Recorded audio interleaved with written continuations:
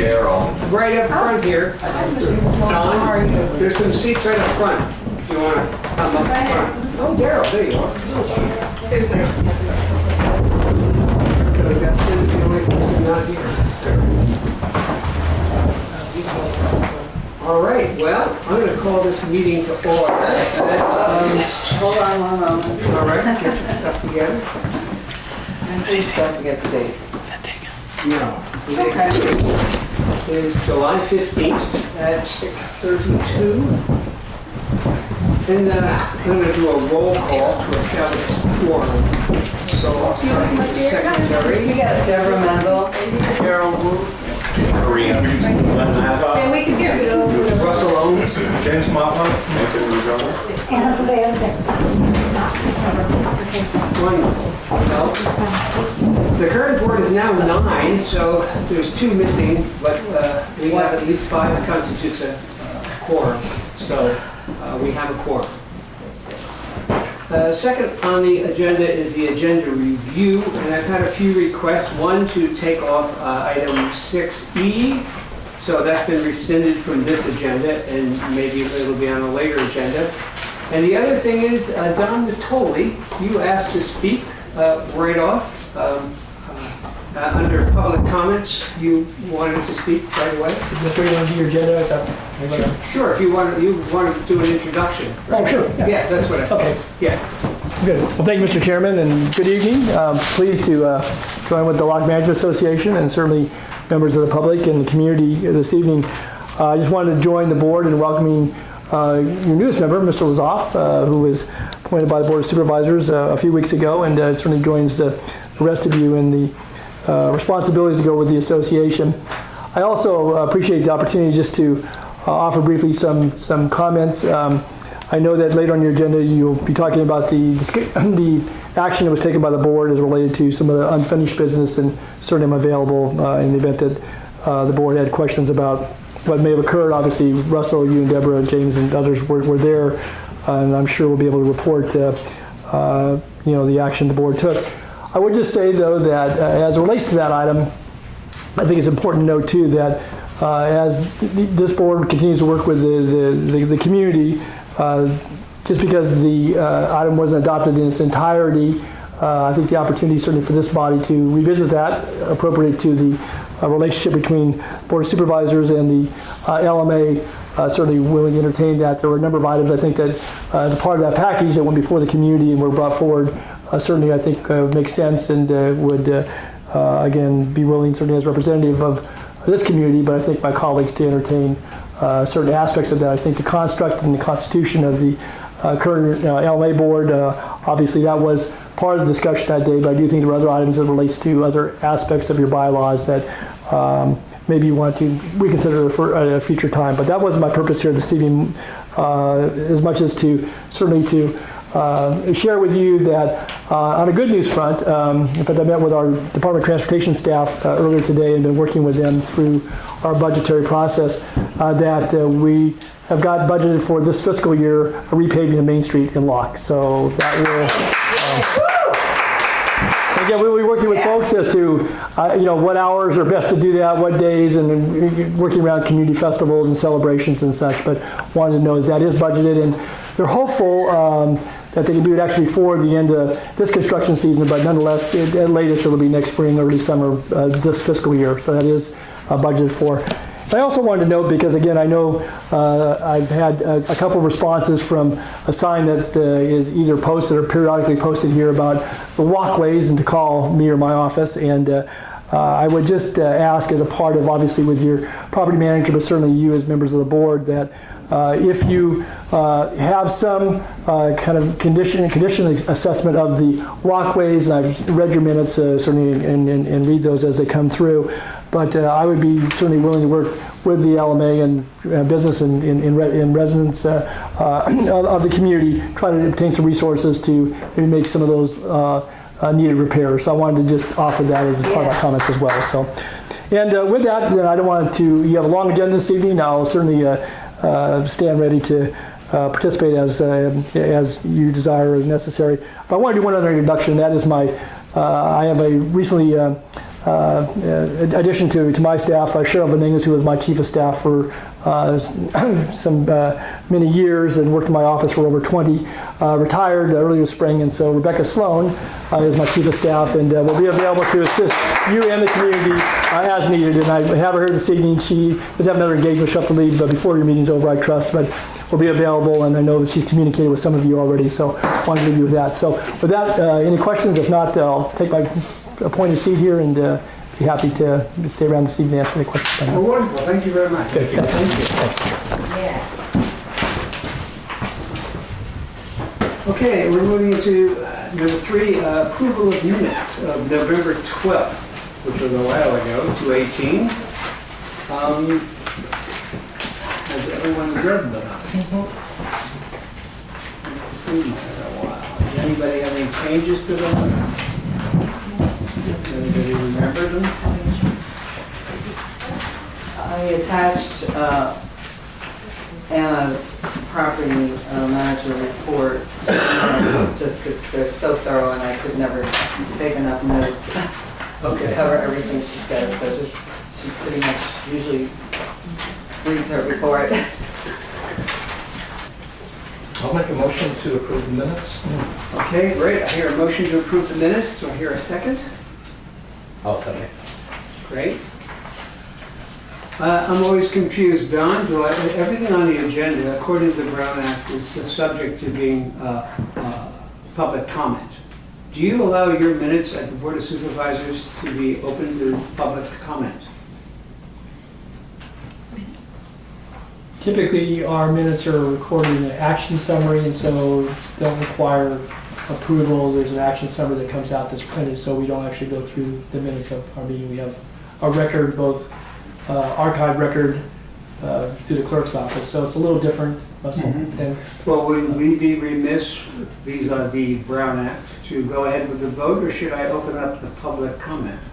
I'm not the Brown Act expert, but in the event that someone had a comment about minutes, about, I think, whether they correctly reflected, place, time, comments attributed to certain folks, but other than that, I think you have a recording secretary, and, if there's any modifications, that'll be the time to take it up, I guess. Right. Well, then I'll open it up to public comment.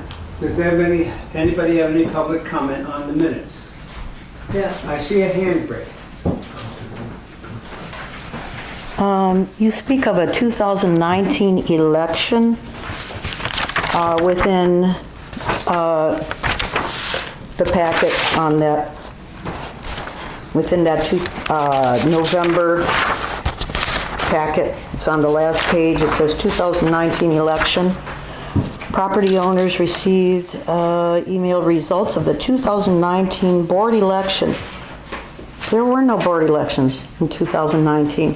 You took an action vote in March of 2018 to dispense with our rights to elect your board seats when you yourselves determined that you're uncontested. So there was no election. So if you're talking about an election, there was no election. Thank you for your comment. You're welcome. Okay, moving on. I have one more comment. Are there any? Oh, yes. So since, was this in the minutes of the November? Is that included? That's what they're discussing right now. Are those in your minutes that say that you had an election in 2019? It says 2019 election.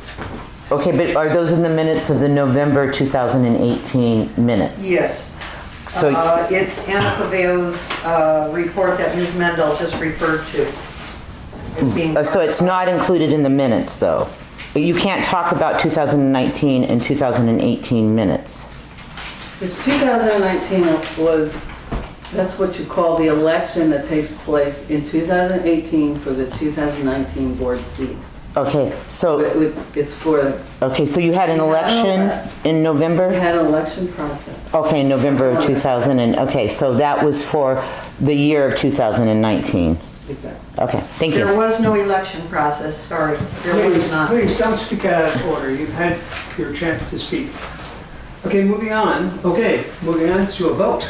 Yes. Okay. All those in favor signify by saying aye. Aye.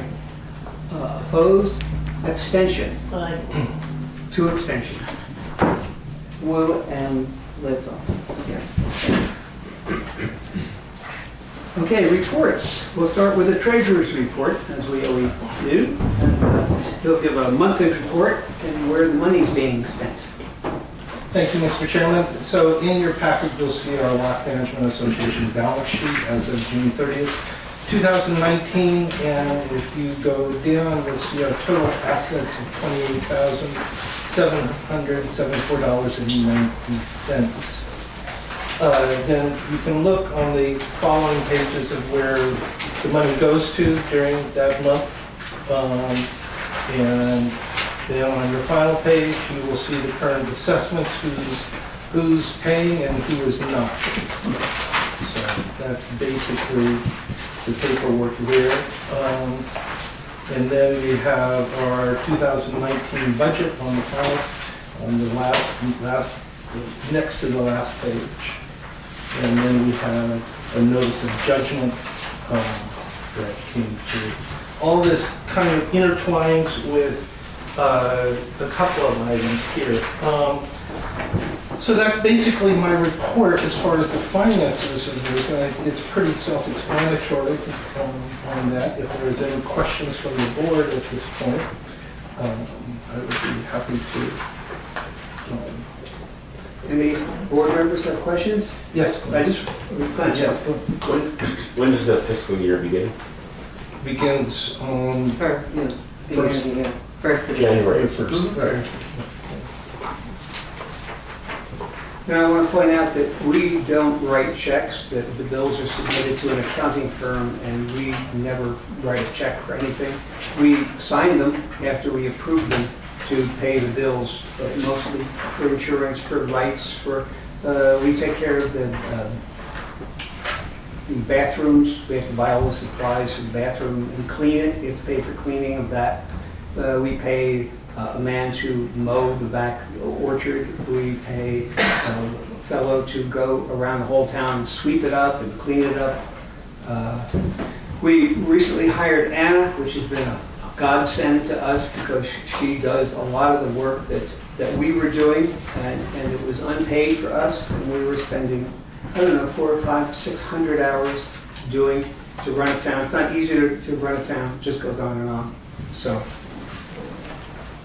Anybody else have Any other questions? All right, I'm going to open it up for, Well, that's no further on questions. Let me- for just simply my report. Yes. If you wanted I'm going to open to that roll it all up. into one. Okay, that's fine. So, are there any public comments about his report? Point of order. Yes. I think that occurs after the seconding of the approval. So Well, someone you know, would- there's a question about that. Do you do it before a motion or not? I've heard both ways. So we don't have a motion on the floor. Perhaps Dawn would know. Would you know? Do you have to have a motion on the floor to open it up to public comment? You do it differently. It can be done both ways. I think your parliamentary procedure oftentimes calls out for a motion in a second, but sometimes that Right. interferes with some of the discussion and interaction. Because I presume And that then there's, rescind the motion. so, again, you I've know, been on many committees. I've been chair, and I've been a chair in college, so Robert's rules are written by law. So, yeah, okay. So I'm going to open it up. Great. Any public comment about his report? None, okay. Yes. Oh, yes. Could we ask to have the name stated of the speaker? Yes. Sure. Could you state your name, please? Under Brown Act, you don't have to if you're making a public comment, but I'm Martha Ash.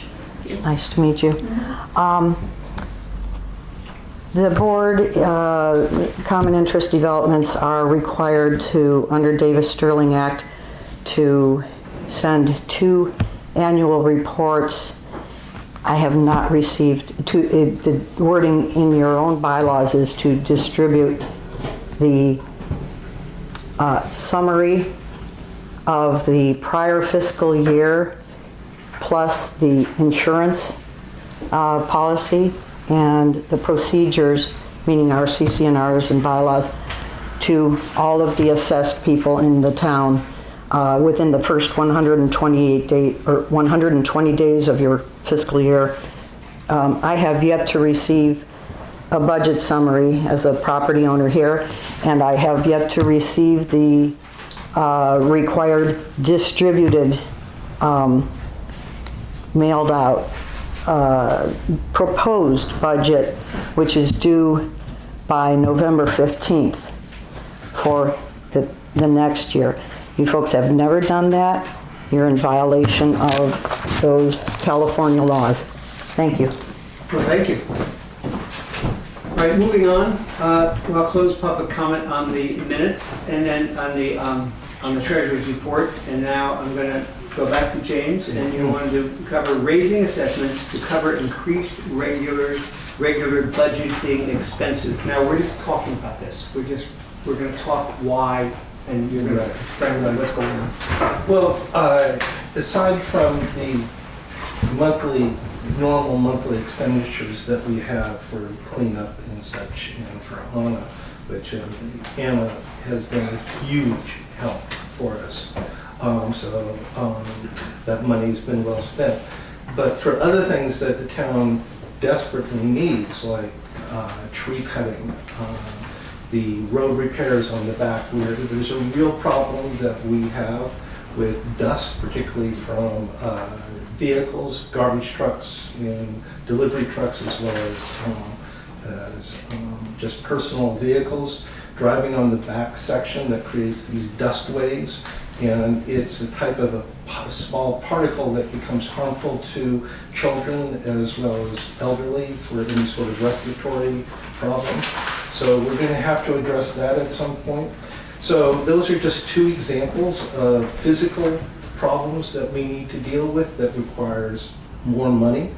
But the real underlying thing that goes to really the difficulties that we have with trying to take the assessments that we have and to spend them wisely and to not run into the red is this ongoing litigation that we have with one of our property owners who we have, although we have won every single step in throughout the court process, and we are now in the appeal process that is lingering and going on, and again we continue to rack up more and more expenditures on that, as well as new litigations that's been brought forth. You'll see a statement of this in that packet.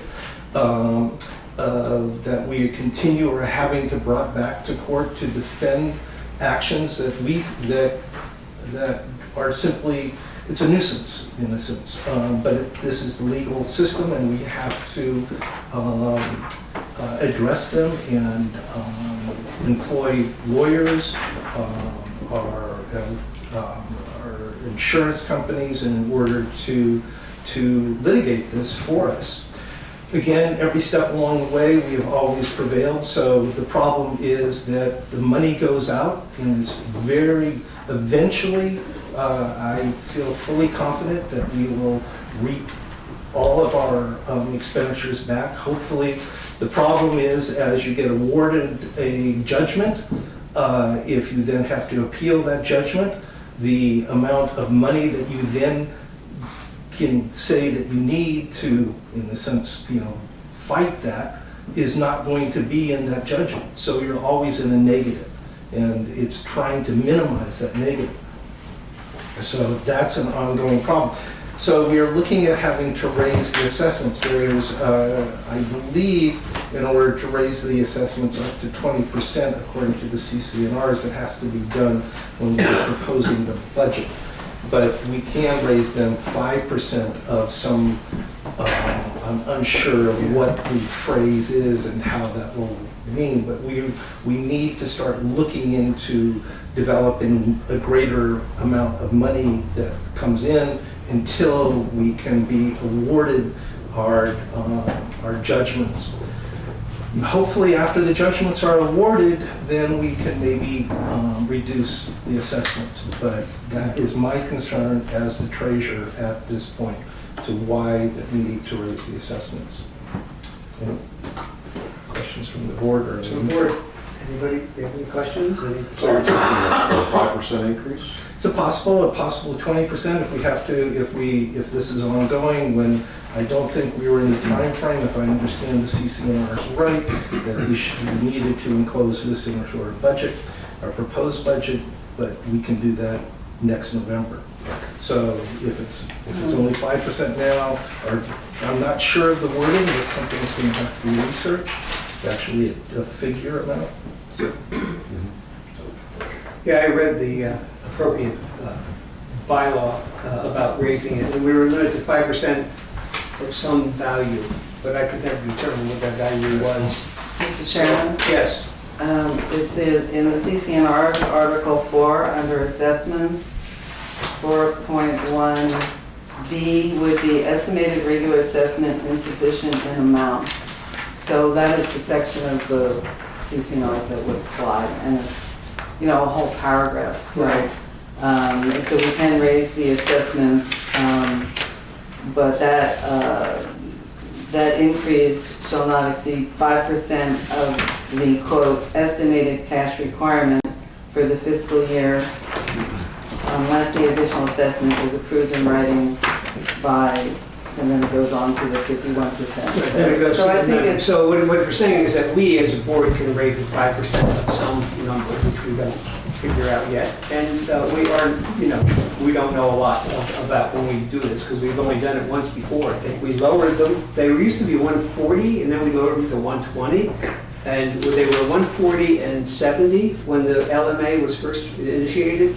And then we lowered them 140 for business and 70 for residential. for 70. And now I believe it's 120 for business and 60 for, so we've actually gone down. And I read the inflation rate is 40% since the beginning. So our money's worth 40% less in the last, 16 years than it was. So we're just giving you a heads up to talk about it, start the conversation.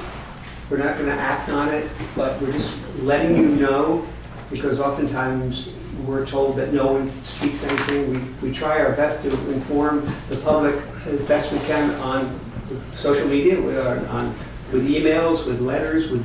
You have a newsletter that goes through all the members of the L.M.A. Yes. I would like to point out that the treasurer and myself personally mailed out the annual reports, which included, as far as I understand, everything that is required and within the timely manner, and it went to all property owners. Yes, oftentimes we mail certified letters and they're returned. Sometimes people don't pick up the mail, they refuse it at the post office, so it's a very odd situation sometimes. So do the board members have any more questions for James? Then I'm going to open it up. Sorry. I knew I had questions.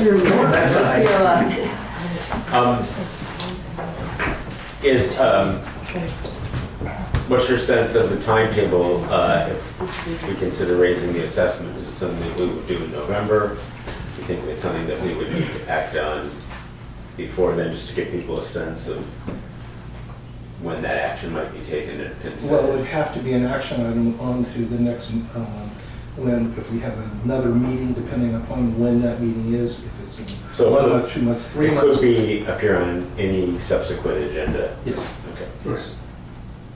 Yeah, nobody's in a hurry. I mean, I have to pay more too. We're all here in it. I mean, we're all, go ahead. Well, that is true. On one hand, we're not in a hurry, but on the other hand, our expenses exceeded what we had expected, but the budget would be.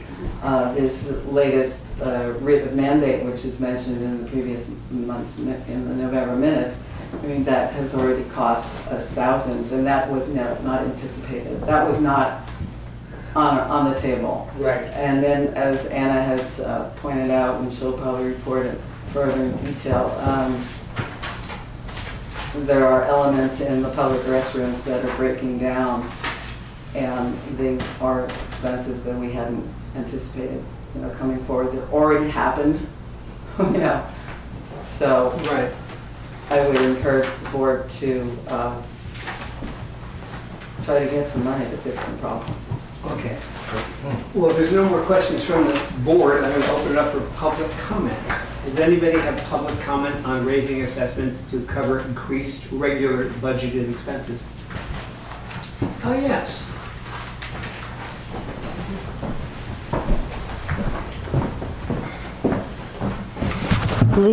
Raising assessments to cover legal fees is not a capital improvement, which is the wording in the Davis-Sterling Act for raising assessments.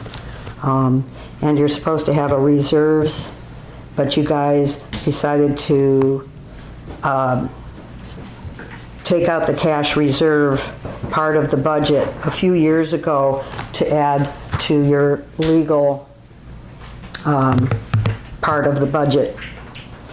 And if you're going to have constant phone calls and emails with attorneys, you should also make sure that you have proper elections and a valid legal third-party inspector of an election. You can't have someone who's in conflict of interest with the board and employed by the board be your third-party inspector of election. Thank you. Thank you. Are there any other comments about the assessments? Okay, moving on. Oh, we need a vote. No? What do we need? Well, No action? well, approve the report. We usually approve the report. Oh, we didn't approve the treasurer's report yet? Oh. How come no one made a motion? Well, I thought somehow you were combining one and two. No, the treasurer's report. Do I hear a motion to accept the treasurer's report? I will make the motion. to Okay, accept it. great. A second from anyone? Tony, second. If there's no further discussion, all those in favor signify by saying aye. Aye. Opposed? Abstentions? Wonderful. Now we'll move forward. This is not on the agenda. Okay, I'm going to move forward. Unfinished business. This is the discussion action. This is amending the L.M.A. bylaws, results of action by the Sacramento County Board of Supervisors. So this was your place, Don, to speak to us about your reasoning to, keep us within the county as opposed to letting us become a private H.O.A. under Davis-Sterling, which in some ways is more strict and more complicated, but in other ways a lot easier to manage from some respects. So I don't know, were all the board members satisfied with what he said? You were going to ask a question? Or? I was just, I wanted to ask the supervisor a question. What was going through your mind when you reversed, there was a vote taken in town, and the vote was to make it a private HOA, and at the very last minute, you overrode the will of the town, and I'm just curious why. Well, clearly it wasn't unanimous. There was a vote taken, and I think there was obviously differences of opinion, and I spoke to that at the board here, and obviously what I said was archived for the record. But I do think that in light of certainly some of the correspondence that I had received, both written as well as verbal, and I think the concerns, and obviously this body, took the action that it believed was appropriate in forwarding the bylaw amendments to the Board of Supervisors. That was reviewed by our staff, and there was, a poll that was sent out, and I had other information that was submitted. That's all a matter of public record, but the clerk has that. And my view is that in light of, I think, some of the discussions, as I said here earlier this evening, that it wasn't in the last minute. I listened to folks, and certainly there was information received. And it was my view at the time when we came down to make a determination of whether to accept the bylaw amendments that at the time it was before us, and I still think the same, is that the creation of this body, obviously with the responsibilities that are vested with the L.M.A. and the relationship between the county, the Board of Supervisors, and this body representing the community is an important one, and I wasn't willing, and spoke to that with my colleagues at that point in time, to sever that relationship. I think it's important that the county continue to have a role, certainly, and by doing so, that we continue to work with this community, and I said this to Russell, that I feel very strongly.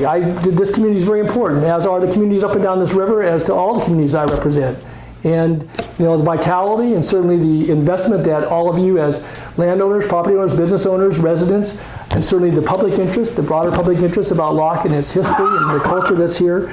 And it was my view that at this point in time, as I said earlier too, that there's certain aspects of the amendments that I would have been supporting, but it wasn't a package in which we were to pick and choose. It was an all or not at all. And I felt that relative to the construct of the relationship between the county and this community was important to maintain. I'm recognizing that the county seat had been vacant for some time, and obviously some of the differences that even are expressed here this evening about affairs that affect this town very directly. And you as residents and business owners and those that have ties to this community certainly I appreciate and I well respect the view of this body. But again, ultimately the Board of Supervisors had to make a determination, and if we had done that, that would have ended that relationship, because that was a suggested amendment to the bylaws. And my view is that this was not the time. Now there may come a time when that's reflected differently, and I think I'm certainly willing to entertain, as this community continues to work through and to hopefully make progress on a number of fronts, to entertain that. But it wasn't solely my decision. Obviously, I made clear what my view was, and we had a 4-member board that day. Again, this is all a matter of public record. The people on the board were surprised too, some of them. I saw the meeting. And so that's why I was asking the question, because quite frankly, there was a couple of board members that were confused. In any case, now that the county is involved with Locke, I would really appreciate if somehow we can call on the county to help with paperwork when people ask for documents through the Brown Act or the Sterling Act, that we need help from the county to take over a role that the people in the board no longer really have time to do. There's been a lot of pressure, and so that would be, being that you still want to be part of the L.M.A. and the town, we need the county's help, and for that we need the county to take care of the back roads. We need the county for a lot of different things. So if you guys want to be part of the town, it would be really great if you could step up and help us. And Tony, I appreciate the spirit in which you made the comment, but the back roads are not within the realm. They're not accepted into the county road system. I spoke to you earlier this evening, certainly that which is we are going to repair and you can help. You can direct us where we can go. Sure. Again, I'm willing to assist this community, any community, and again, many of you. I know feel very strongly, as do members of this audience, about the vitality of the Delta communities and some of the other things that are proposed that certainly could impact daily life, both here in Locke, but certainly up and down this river. Mm-hmm. And I think it's very important to recognize that there are a lot of demands, and certainly this is unique. The Locke Management Association is a structure that was created out of a whole host of meetings and deliberations by the Board of Supervisors, some 16 years ago now. And it doesn't mean that things can't evolve, but in my view, we have an appropriate role certainly as a county, and as a supervisor, I'll do my best to work for this community as I would for any community that I represent. And I have a very large area. I represent from Rancho Cordova to the Antioch Bridge. And I take that very seriously. And I said to this to Russell that it's not about voting for or against as much as I'm concerned, about our communities, and I'll do my best to assist. Again, as to paperwork and so forth, there are certain responsibilities. Again, they may be a bit of a burden that fall to this body. Again, if we can help, I know a lot of communication that my office gets comes through from a variety of folks, not just board members and representatives of this body, but others in this audience and those that are here. And we do our best to try to get appropriate responses to those things, and certainly when resources are needed to do what we can to assist in that regard. But I know we had 2 community meetings almost 2 years ago now, where we talked about some of the aspects of both the functional day-to-day activities and how Locke fits within that realm, and obviously the foundation and the L.M.A. board. So I appreciate the spirit in which you asked that, and again, I stand ready to try to assist as to helping to make reports and so forth. There were Well, when we things made that, that decision, I personally, I can only assume it was the health block. sure. Yeah. That's what, I'm a representative, again, people can either agree or disagree with me, but it's not to diminish in any way the importance of this community, the people who live here, who work here, who have lived here, and those that come here to visit. This is a very, very important place in all of the world. If you look what the L.M.A. has done from the time I was here, maybe 15 years ago, 13, 14 years ago, we've actually accomplished just about every goal that we set out, and that is to clean up the town, to have an ongoing maintenance program, to clean the dump that was in the back of the town.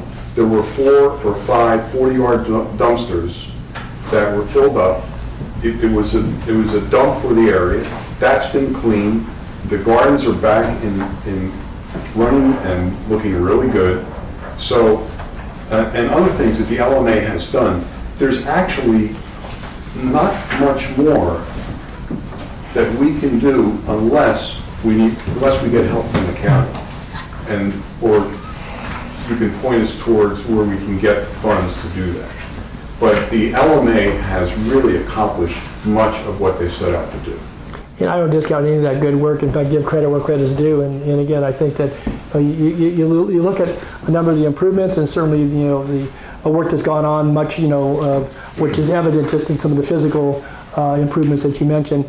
And so I think that again, I certainly, as a representative of District 5, as a member of the Board of Supervisor, who takes my job very seriously, and again, in the spirit of trying to, that's why I'm down here this evening, to make it very clear that I'm willing to do what I can. Again, if there are differences amongst folks in the community, I'm not the arbitrator of all those things, but I will, do my best to try to reflect, the community spirit You're here. not your own record. You do. Okay. Yes, I do. Not the first time I've said that. So, Before you leave, I'm not leaving. I'm staying here all night with you. thank you very much for your help. Thank you very much for your attendance here and your ability to answer questions. It's not only what Tony was speaking about, what the L.M.A. has done, but essentially many of the problems that the members of the committee here on the board have endured have really come about since Pat Brazil's leaving of the board. And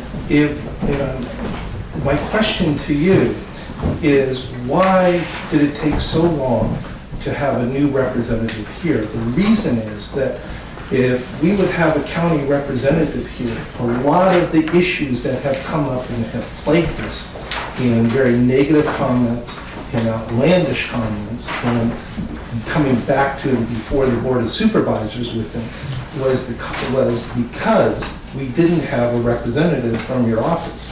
Why did you take so long to get us a representative? There may be a combination of things. I don't think there was any one thing. I know that when we had the community meetings, obviously I knew that the bylaws were certainly under consideration for amendment, and not knowing what that was going to look like, nor what the community's view was. Obviously, we would still have to make a decision at the board. I think some of the contention that was present at the time, is to insert someone into that, and not all that has gone away by any means, but and then have the right person. So a combination of things, and not by design. Again, I'm very appreciative. Certainly, Mr. Lazof has sought this the seat and seated here this evening, but a combination of things, I think, James. And granted, it's been several years, and that may have impacted, as you said, some of the ongoing dialogue and some of the contention back and forth. But hopefully, again, I'm not going to say that's probably all behind anybody here, but I think hopefully that will at least be addressed in part by full compliment, obviously, of the board and the county, showing an active role and participation via his representation, but certainly my commitment to all of you and to this community to do my best.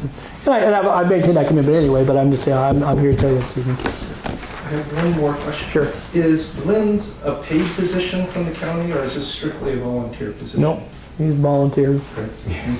Thank you very much, Lynn. As much as he might like to be paid, but Okay, my question. yeah, that's. Are you aware that our, let's say, attachment, our association with the county compromises the authority of this group and has compromised many people in this town do not respect us, do not accept us as representative body of the town. And they go around us to the county. And to be truthful, most of our problems over the last 8 years have come from the county. You talked about getting communications to make your decision, but did you ever check the validity of your communications, whether there was any truth to them? Because a lot of people say a lot of things without much validity. So will you please, in the future, help us as a group representing the county who really work hard. We take the ethics test, we fill out the Form 700s, we show up, we're doing this all unpaid. We're volunteers, and we're trying to manage a town, just a simple town. There's 80 people.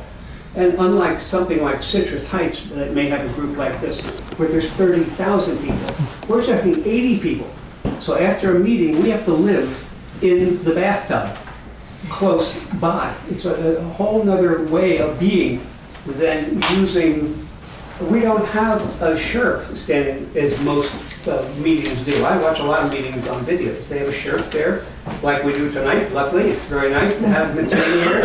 I thank you. And they have our county council to answer questions about Brown Act. So we are constantly being bombarded with truths that, you know, are we under this so-called Davis-Sterling, or do we follow our bylaws? Because the Davis-Sterling Act is a whole other set of rules for HOAs that are not associated with county. There are two sets of rules. Yet we are constantly criticized on camera, which will be posted on YouTube, with rhetorical questions that if you answer, you incriminate yourself. So we choose not to answer. But this has been going on for 8 years.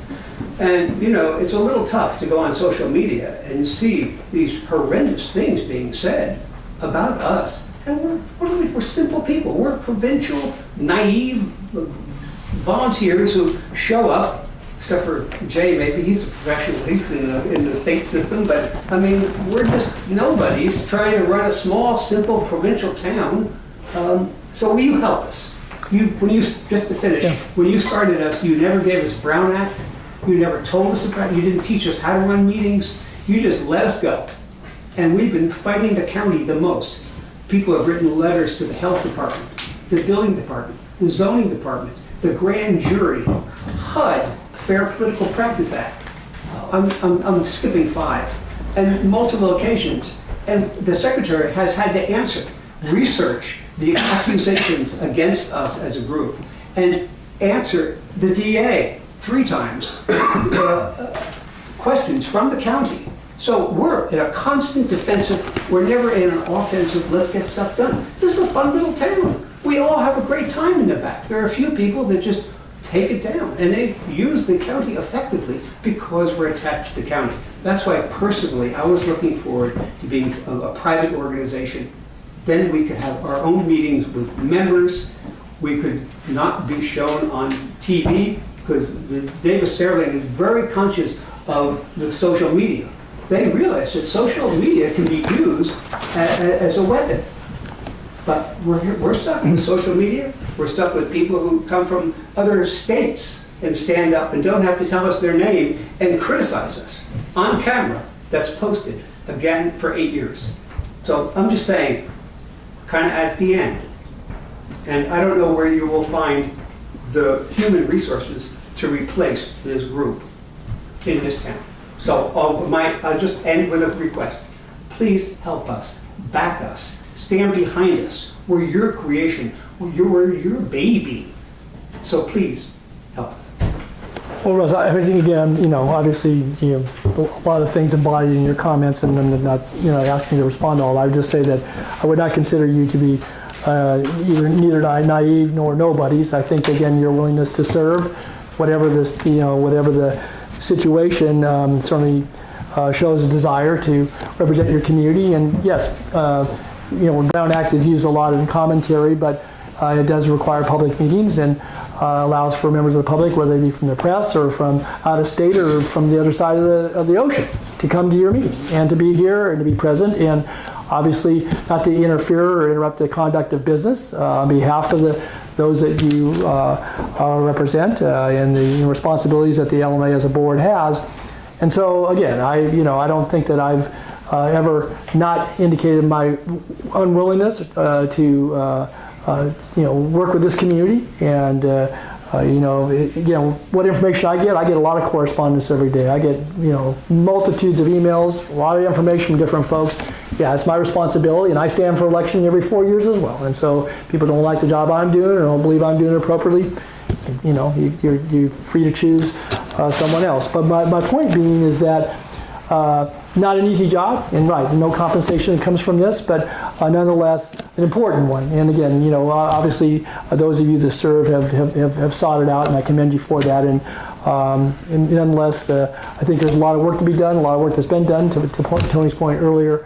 And I would hope that people would work in the spirit of, advancing the vitality and the importance of, Locke as a community, as a town, of a thriving community, and that people work in that vein. That doesn't mean it's always going to be pleasant. It doesn't mean it's always going to be without some controversy or contention. On the other hand, I think looking to that broader front, working for the betterment of the community. And people may see that differently, but it certainly that's my purpose. And that's why I stand here before this evening, because I'm very interested. It's not that I don't take what all of you as a board brought forward to the board, going back to the April 9th action, but certainly recognizing that there were differences, and ever how it was reflected.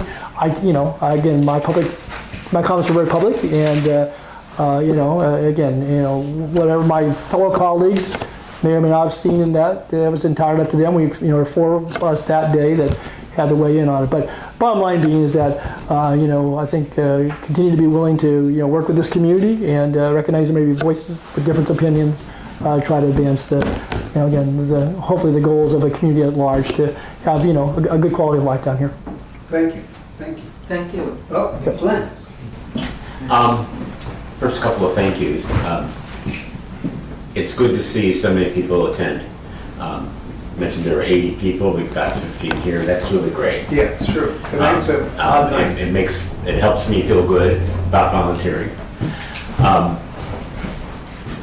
And I also appreciate that you at least began to touch on some of the reasons why the bylaws change was proposed, because it's a stretch for me to understand.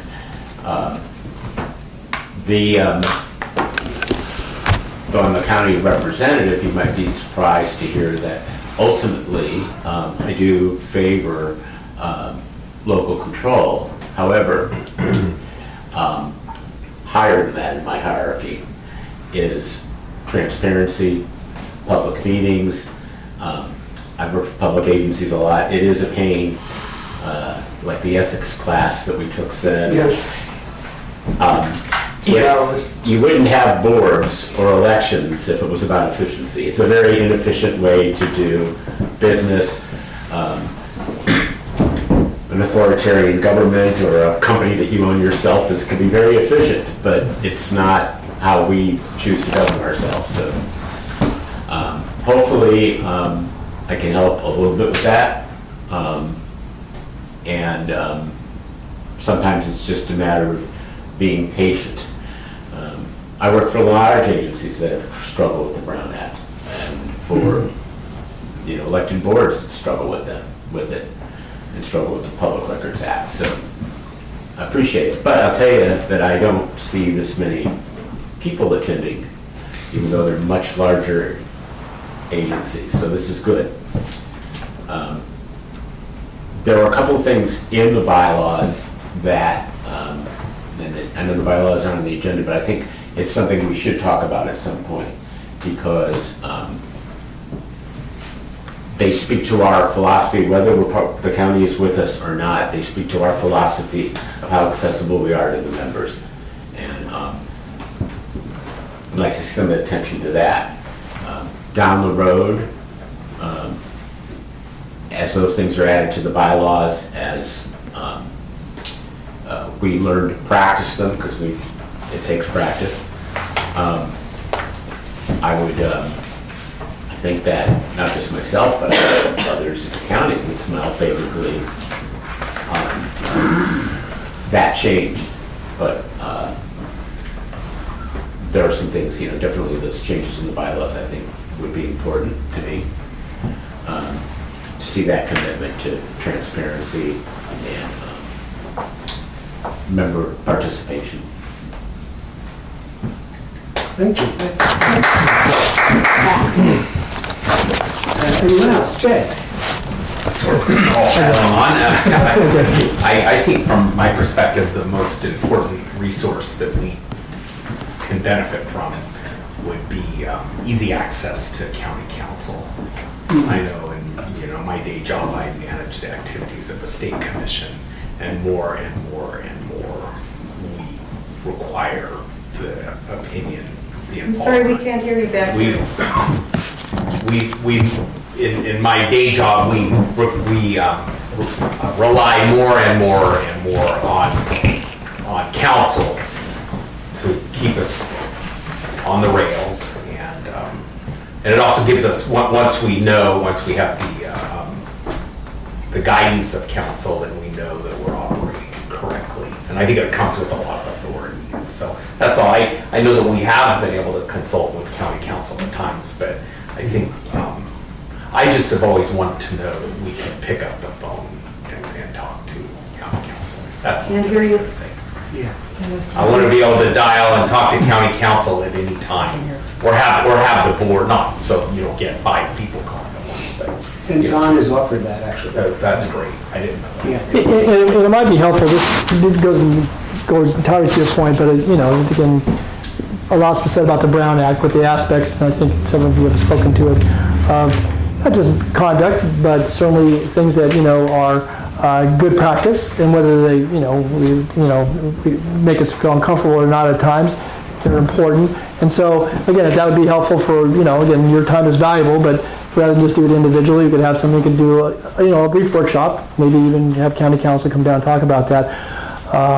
Because I know that those types of things, even the questions you asked earlier, Mr. Chair, again, I'm not an expert on it. I mean, I know kind of what practice is, but I think, again, you're not expected to be experts as much as you are to be as thorough as you can be. And if you do have the questions, to Jay's point and others, certainly to reach out, and we'll do our best to try to get you an answer. And I think you've seen that even in recent days. I know there's been communications from the secretary to my office that went to Ms. L.M.A's, Mr. Leonard, and to attempt to get some information regarding the status of certain things and so forth. So, and again, that's all a matter of public record, but we can do that. And that's important because that needs to be known too, because the county council doesn't work for me or for you directly as much as you do for the people in the county obviously under the auspices of that office and what's purposes for its existence. And so, but I think that's an important point, Terry, and so I'll carry that back. And I know Ms. L.M.A's has been, the one who's weighed in on a number of matters. Others in the office have in the past, and certainly we'll do our best to, provide, a resource that would be helpful to this body and the conduct of this business. So. Does the board have any more questions? No? Oh, yes, please. I'm new. You're new. You can ask questions. What's the best process for the board to contact county council? Should we go through your office? Should the board discuss matters first so that we're representing the position of the board? What would help?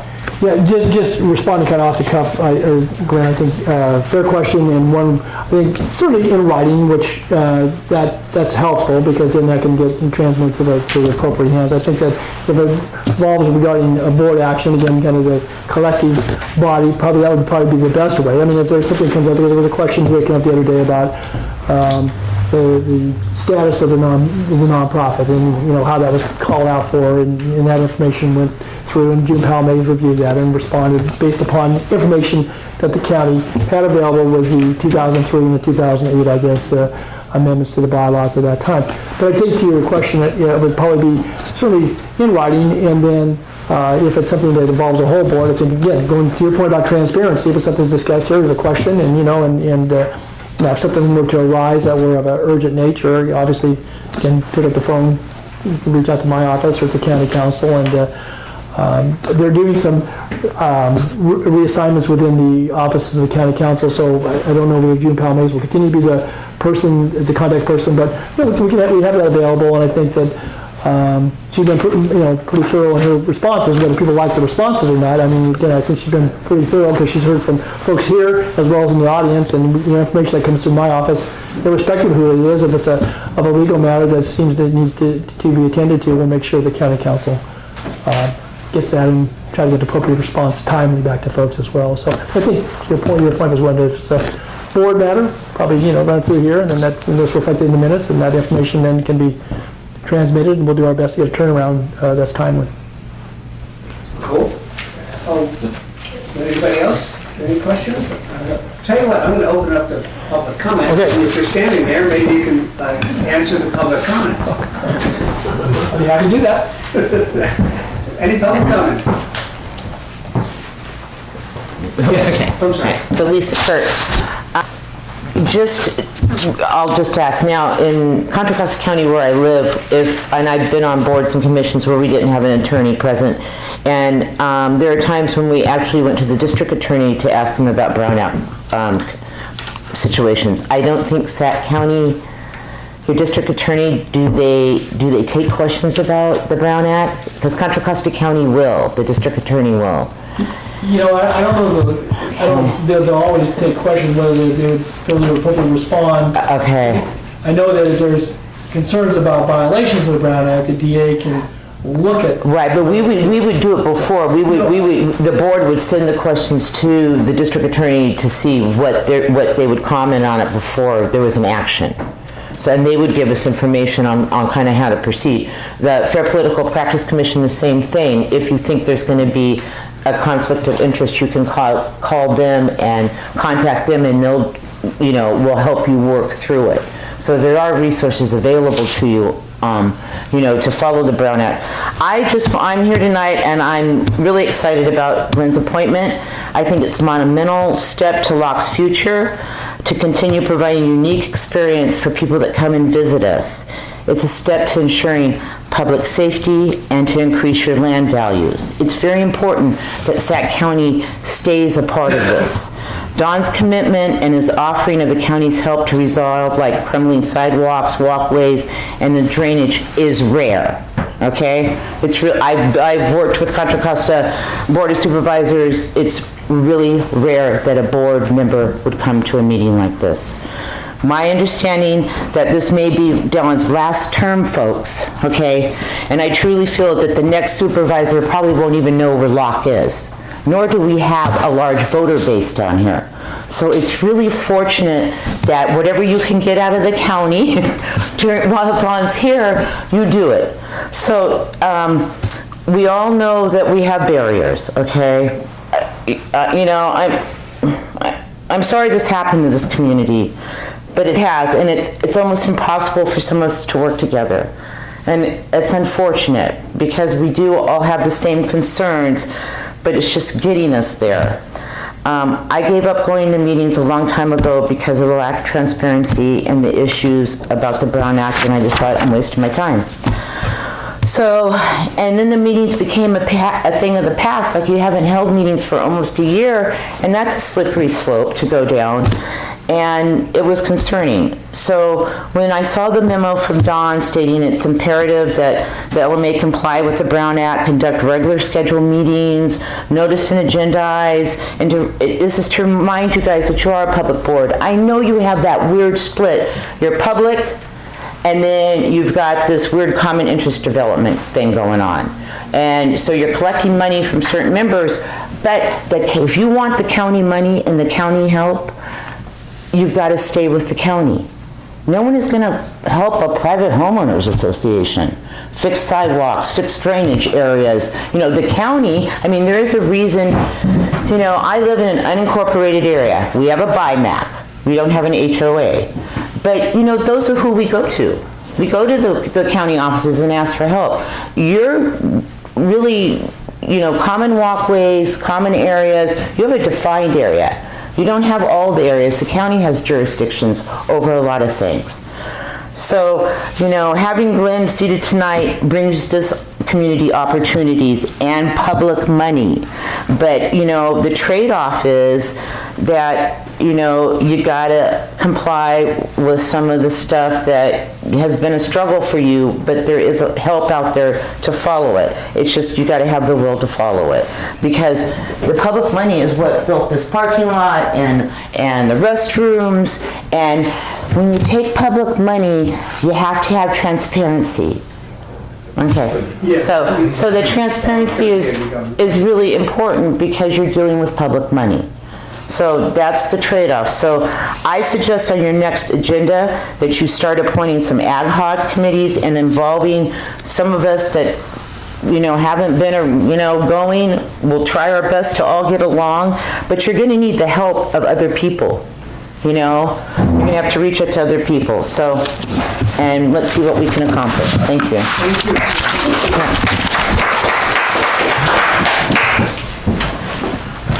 All right, any other public comments? All right, moving on to... Oh, Go ahead, Martha. No, you go first, Mr. Hall.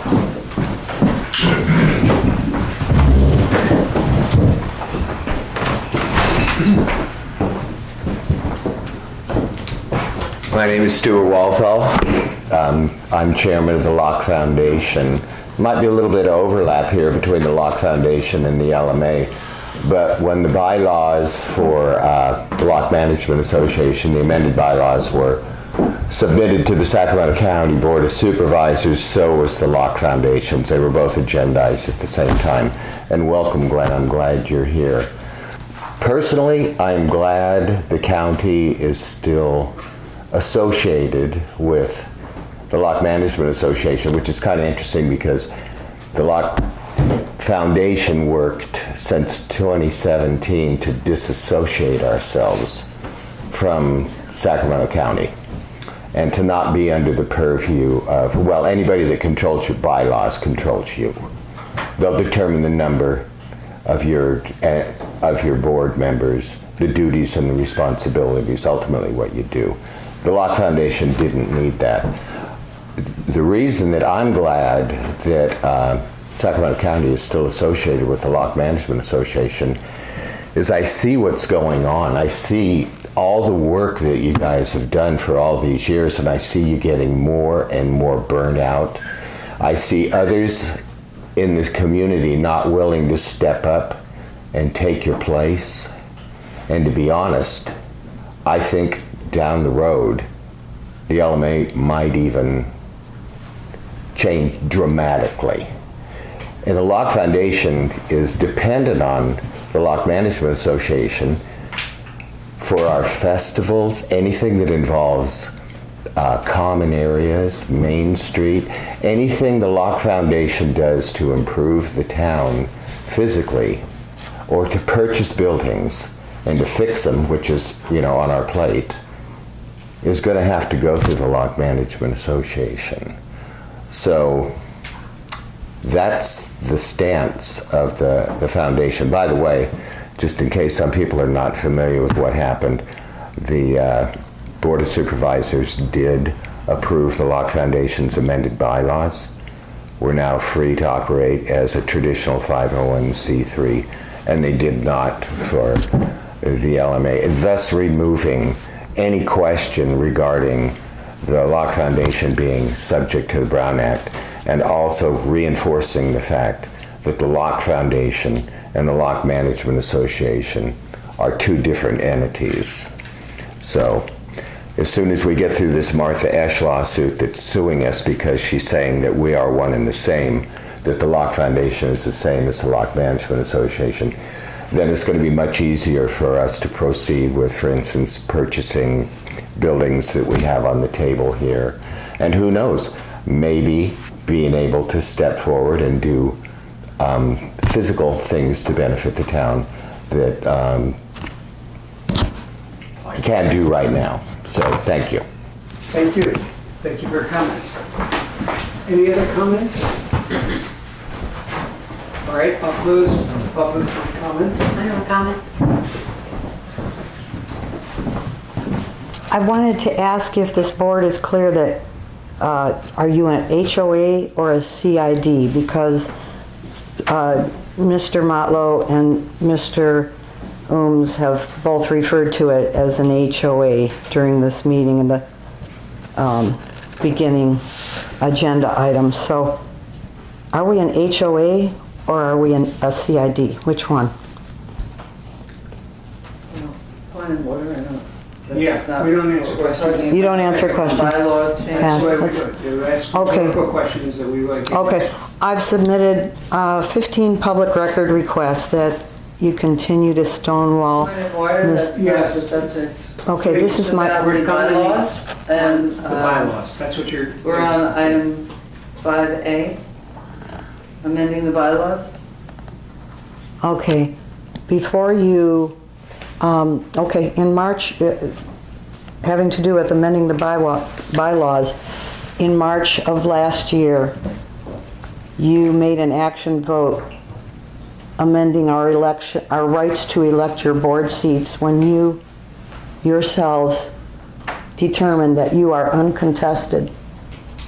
I contest that you can renew your board seats, your board terms, without having an election, without having your name on a ballot.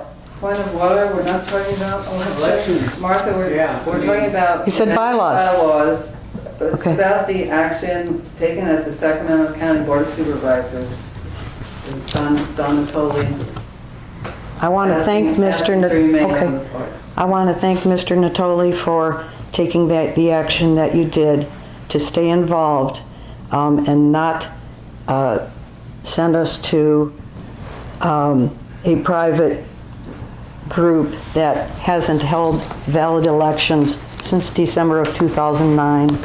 Thank you very much. I'm hoping that Mr. Glenn Lazof can help bring some fairness to this community because it hasn't been fair for the rest of us here. And when we ask questions, we're met with, we don't answer questions, submit a public record request, and I've been asking for a month now to review You're out of order, would you please finish up? Sorry. Thank you. All right.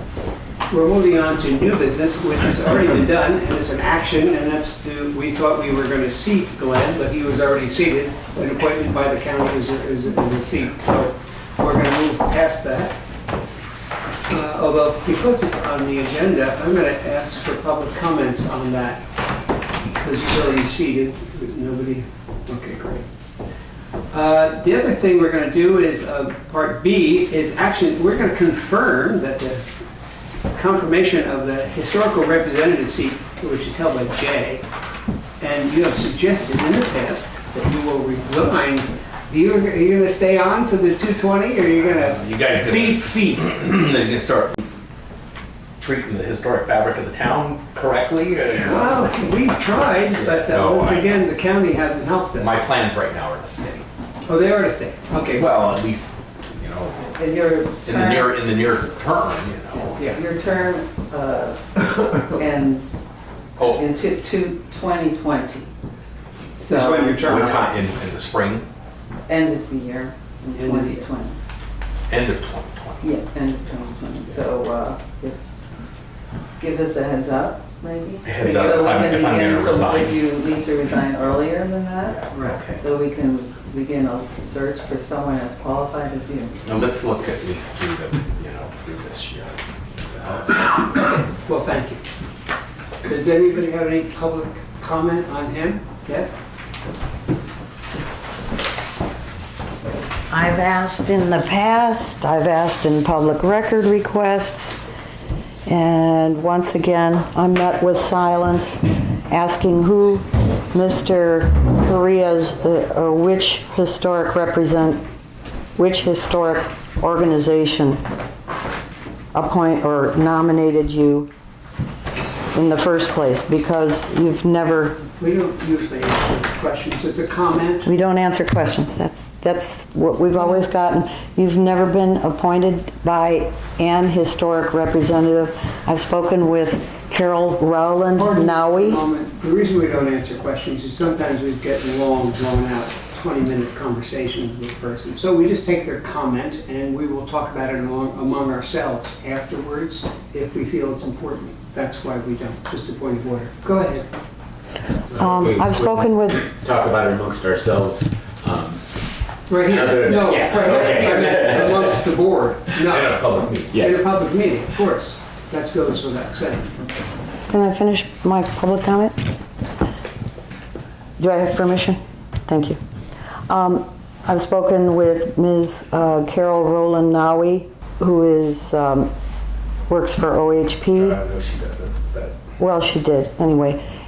And because you've brought it up many times, and Ms. Mendel has brought it up in court hearings, that you represent the OHP as a representative on this board, but Ms. Rowland Nowie begs to differ. She says you absolutely do not represent state parks or the OHP, and we don't know who your organization is, and you have never been ratified by the county according to the public record request from the county that I've made. You've never been ratified. Yes. Your seat has never been ratified. Thank you. I just want to correct the record. I repeatedly make it clear from this seat that I do not represent California State Parks. I do not represent the Office of Historic Preservation. And probably the most frustrating thing about sitting on this board is having to listen to outright half-truths and false statements coming directly from the upside down Ms. Esch over there. And it's really hard to stomach. You know, I've repeated myself in every meeting ad nauseum that I do not represent the state of California. You have. Yes. Who do you represent? I say that all the time. You're out of order. It's, And it's video. yeah, So well, that's what I. we don't know how said. those videos are edited, do we? No.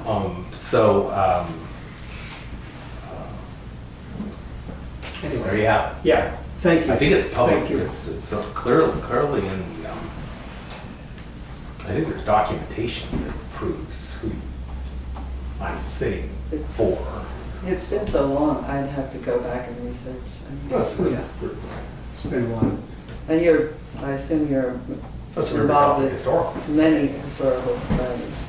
Yes, Okay, is there any more public comment? All right, I'll close public comment and move on to election of board of directors, which is C. Which is going to be effective. So, Secretary, how do we run this? We usually start, we take nominations I and we think get... Daryl remembers. Daryl, oh, Daryl, oh, good. Don't we start with chairman and then end up with secretary, and I recall, You can run it either. yeah, That's the way we normally run it. and we create a slate, and then we vote on the slate, the whole slate all in one fell swoop, painful swoop. So one would have to suggest chairman or chairmanship.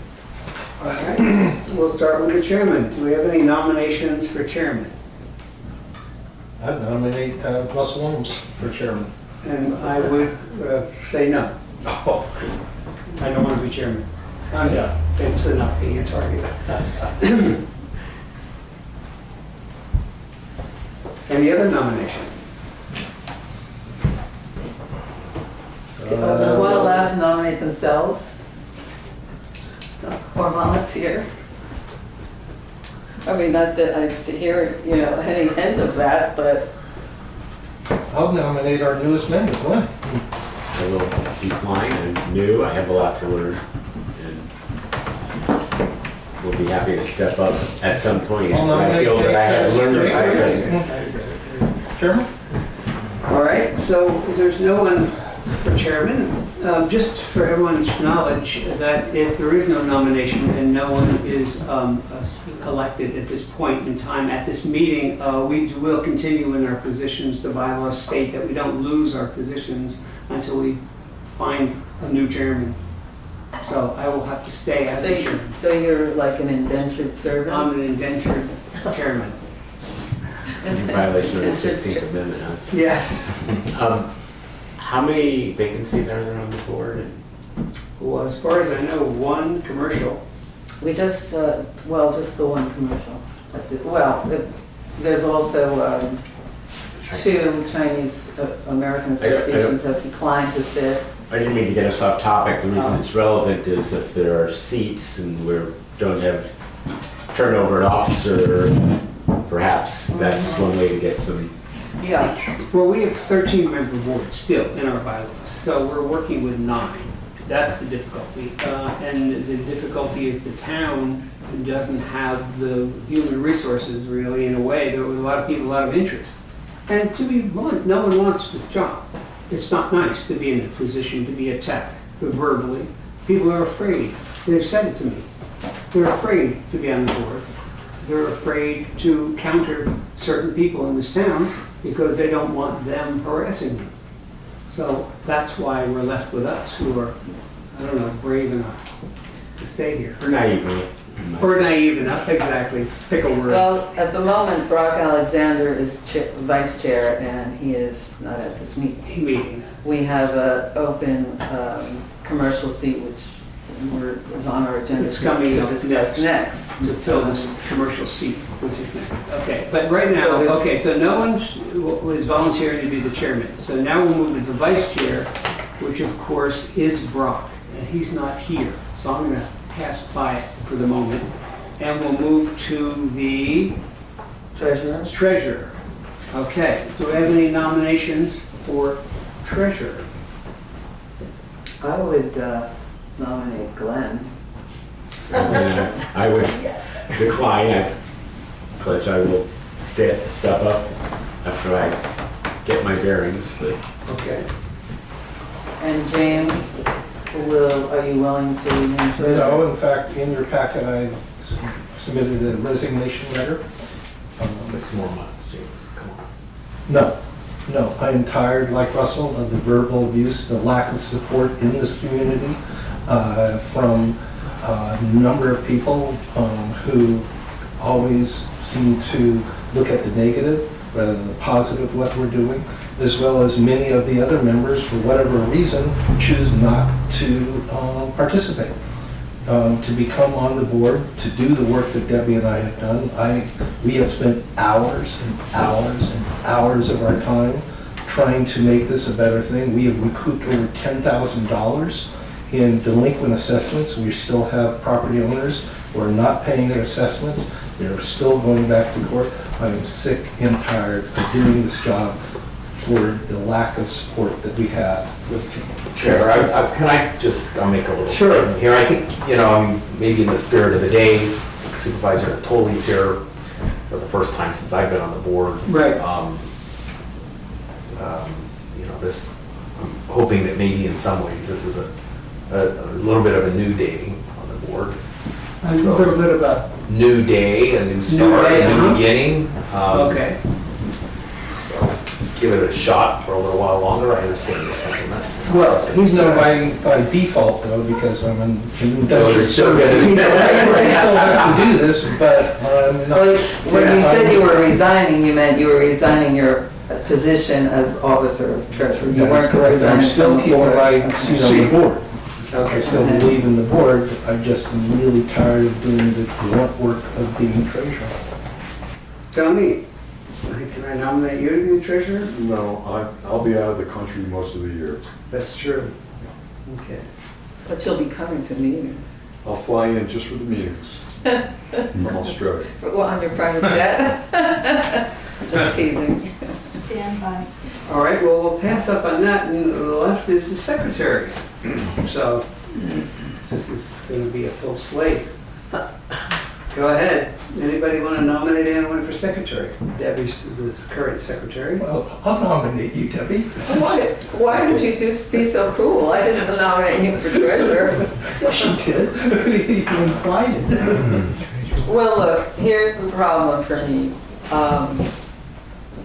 I don't have enough time in my life to address some of the secretarial duties that have grown over these years, and it's gotten crazy. I mean, hundreds of hours of my own personal time dealing with Public Records Act requests and, all kinds of emails, and I don't know if anybody saw the stack of, material I had printed out for today. It's just, it's more than I can do. If the board was willing to hire a file clerk of some kind who, maybe could handle some of these records demands and such, paid, and then, I could just oversee it maybe. I don't know what the answer would be. I really don't want to be secretary anymore. I really don't. Maybe the county has some people hanging around not doing it. No, I'm not hanging around not doing anything, but what I was gonna suggest, I'll take a person. I'm talking about you. while you're, is that, on the next agenda, let us, propose a, administration committee. And we can include members of the board, members of the public. Let's talk about getting the basic work done, kick some ideas around. I'm sure there's some ideas out there. I have a few. I'm certainly not opposed to, if the organization needs to do it and we need to pay somebody to handle certain things, that's an option. It's also an option to share the work, both with the board and the public. Let's figure out what we have to do. It's all public information anyway. We don't have to keep the files secret. We just have to keep them secure. But anyway, I just want to suggest that we try to lessen the burden on our officers by reaching out both to ourselves and the community and seeing what we can come up with. Interesting suggestion. Thank you. So right now you're declining to be secretary? I am. Okay. So we'll just leave it at that, and it'll be on the next meeting's agenda to see if we can get some resolution about this. So I will open it up, so election of board of directors, officers, to public comment. Does anybody have any public comment to make? All right, well, we'll just move on to the pending. Russell, someone was raising I their hand. didn't see a hand, I'm sorry. They're shy. Oh. Put him higher.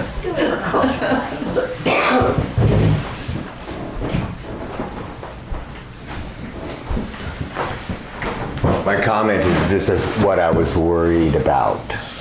I appreciate your idea, Glenn, about getting the public involved, trying to salvage the executive board, but I wouldn't mind seeing a whole nother meeting dedicated to, because what's happening here is we're losing the Locke Foundation Board of Directors. So I would like to simply, my comment would be to suggest that if we want to have a chairman and a vice chairman and a treasurer and a secretary, and make it so it's, they're willing to do the work, what it's going to take to relieve that burden, and really reach out to the rest of the community to make this happen. So that's my suggestion, a single meeting to salvage the L.M.A. Board of Directors. One little correction there, Stuart, you said the Locke Foundation. Oh, I'm sorry. I understood what you meant, I just wanted to acknowledge that, so. So you don't have to change the minutes next time. Yes. Thank you. Thank you. Are there any other comments? All right, closing. I have one comment. Oh, yes. Well, you have, what's your title? I'm not clear. Property manager. Property manager. So maybe it would be more efficient if you put some of the duties on her, because you maybe look at how much time she spends doing property management, and then some of the other duties could go to her also. Hiring people, as long as they're, you're not going to be hiring people, you're going to be doing subcontracting or 1099 people. But, you might want to look at what her duties are, and can some of them, can she do some of the secretarial things for you? That's something that you might want to look at the next meeting. And I don't know are you guys resigning tonight? That's right. We're just not accepting the positions. Okay. So will there be a treasurer for the next month? He will be. Okay, until the next meeting. Okay, thank you. Meeting Okay. basis. Yeah, right now. until you're, right. Okay. You're gonna Month to produce an month. agenda. Okay, Without a lease. okay, thank you. Well, as the treasurer, in one sense, I always have to be worried about money. I know. And the questions that were raised was that, and was raised here as well, is that, oh, sure, we'll just spend more money. We don't have the money to spend. Right. Unless you want your assessments to go up a lot. And then if there's a renter, then you would, I'm sure that your rent would go up because the property is now costing more. So this is, it's always about money. And do we want to spend a lot of money to take over all these duties? We just may have to, because this is really hard work, and it's been made impossible for us who are doing this work to do it in a relatively easy manner. Right. So, if you are the members here, look at where the money is being spent and look at the pressure that is being put on us. Okay, thank you. Anybody else? Good. Closing public comment. Next action is the vacant commercial property owner seat. Scheduling election. Miss Chandler, who was a woman who owns the boathouse, or is involved with the boathouse, was appointed as a member, right? Because she ran unopposed. So this is how elections work. When there's unopposed election, there's no election. There's only one person running. It's not for us to take the time and money to run a full election. If only one person shows up, There's no ballot sent out. there's no ballot sent out. It's So not an that's election. why we appoint someone who wants to be on the committee. We appoint them. If they're unopposed, there's no sense having an election because there's only one name on the ballot. So to save our time and our money, we do that. So that's how people get so-called unelected Yeah. on the board. Ms. Chandler had communicated with me that she would sit. And Yes. she never communicated anything after that, never responded to any emails, and never showed up. Never showed. Every elected agency I've worked for, and my job is working for lots of different ones, that's how it works. Yes. That you don't have an election. If one person runs, that's considered, even the Board of Supervisor, if they were uncontested, I'm sure it's the same. No election. You still have to show up on the ballot. And this is the basis of the constant haranguing about. Yeah, it is. This is what she reads into the video. Like I said, I just wanted, I mean, I understand. you know, and I think you can, I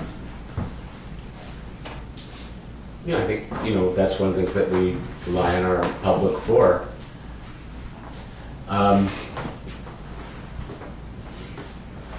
I know Miss Chandler and haven't been able to talk to her for the last few weeks. When I've talked to her, she actually wasn't sure whether she was on the board or not, and was unaware. I'm just relaying what she had said to me. She didn't know when there were meetings and that sort of thing. So, but I did see the letter that she had been removed for not being able to get a hold of her. I believe the address that was on that letter is the correct address. Yeah, she receives our statements, our meeting minutes, she receives everything at that address, her billing statements, and the email, is how she confirmed with me that she would be on the board, the email that I used. Do you have any, are there any commercial owners others that have expressed interest? Well, what I was going to suggest is that we've had, since Ms. Chandler was the only one on the, would have been the only one on the ballot, that we have 2 new commercial owners Yes. in the community. So I would suggest we do another nomination process with the community and Have a The full property owners. election with Yeah. the new owners. See if 1, we've 2, got 3, someone. 4 new owners, actually. 2, I think, have said they won't, but there's the other 2 we don't know yet. So there's 4 new owners. So we want to hold an election and go through the whole nomination process. So, and board members have any questions about it? We're just going to schedule this election coming up. to fill that open seat. Do we need a vote just to confirm that, or Pardon me? do we need a vote to confirm that, or just consider it a process? No, as far as I know, it's an information item to tell everyone we're going to have an election to fill that seat. And if you know anyone who's a commercial on Main Street owner who wants to run, please encourage them to, or nominate them when we send out the nomination forms. We are so transparent. We try so hard to let everyone know everything going on. We send certified letters that are returned, and then the people deny that they ever heard about it, but they turned back the letter. I mean, it's been tough. So, But I would like to point out, Mr. Chairman, that nomination forms will go out. I never knew what the rule would be, so as far as I know, we've always sent out nomination forms, even to those property owners who are in arrears on their assessments. But if you are in arrears on your assessments, then you're not qualified to sit on the board, and you will not be put on the ballot. to nominate. Can you nominate still? Yeah. Okay. Yeah, So you send out it's nomination like a- forms to them, but Yeah, they can't fit on a board. If you're behind, Right. it's in our bylaws, that if you're not current with assessments, you're not allowed, you're not able to sit on this board. So if some people haven't received in the past ballots, it would only be because they are in arrears in their assessments. You Right. lose your right to vote. So we really follow our bylaws. We read them pretty closely. Yeah, I don't want to take up time here Yes. for this, but perhaps sometime we could talk. I'm interested in the election process and how we do it. I imagine there's just a few commercial owners and we notify them, but I'm interested in. Wonderful. Yeah, and Anna could actually go, Yeah, because she's gonna help. as we She'll have in the be the- past, since we started, actually since the L.M.A. started, the balloting process was handled by property manager, whoever was property manager at the time. And then the new element we've added is that ballots go directly to the accountant's office.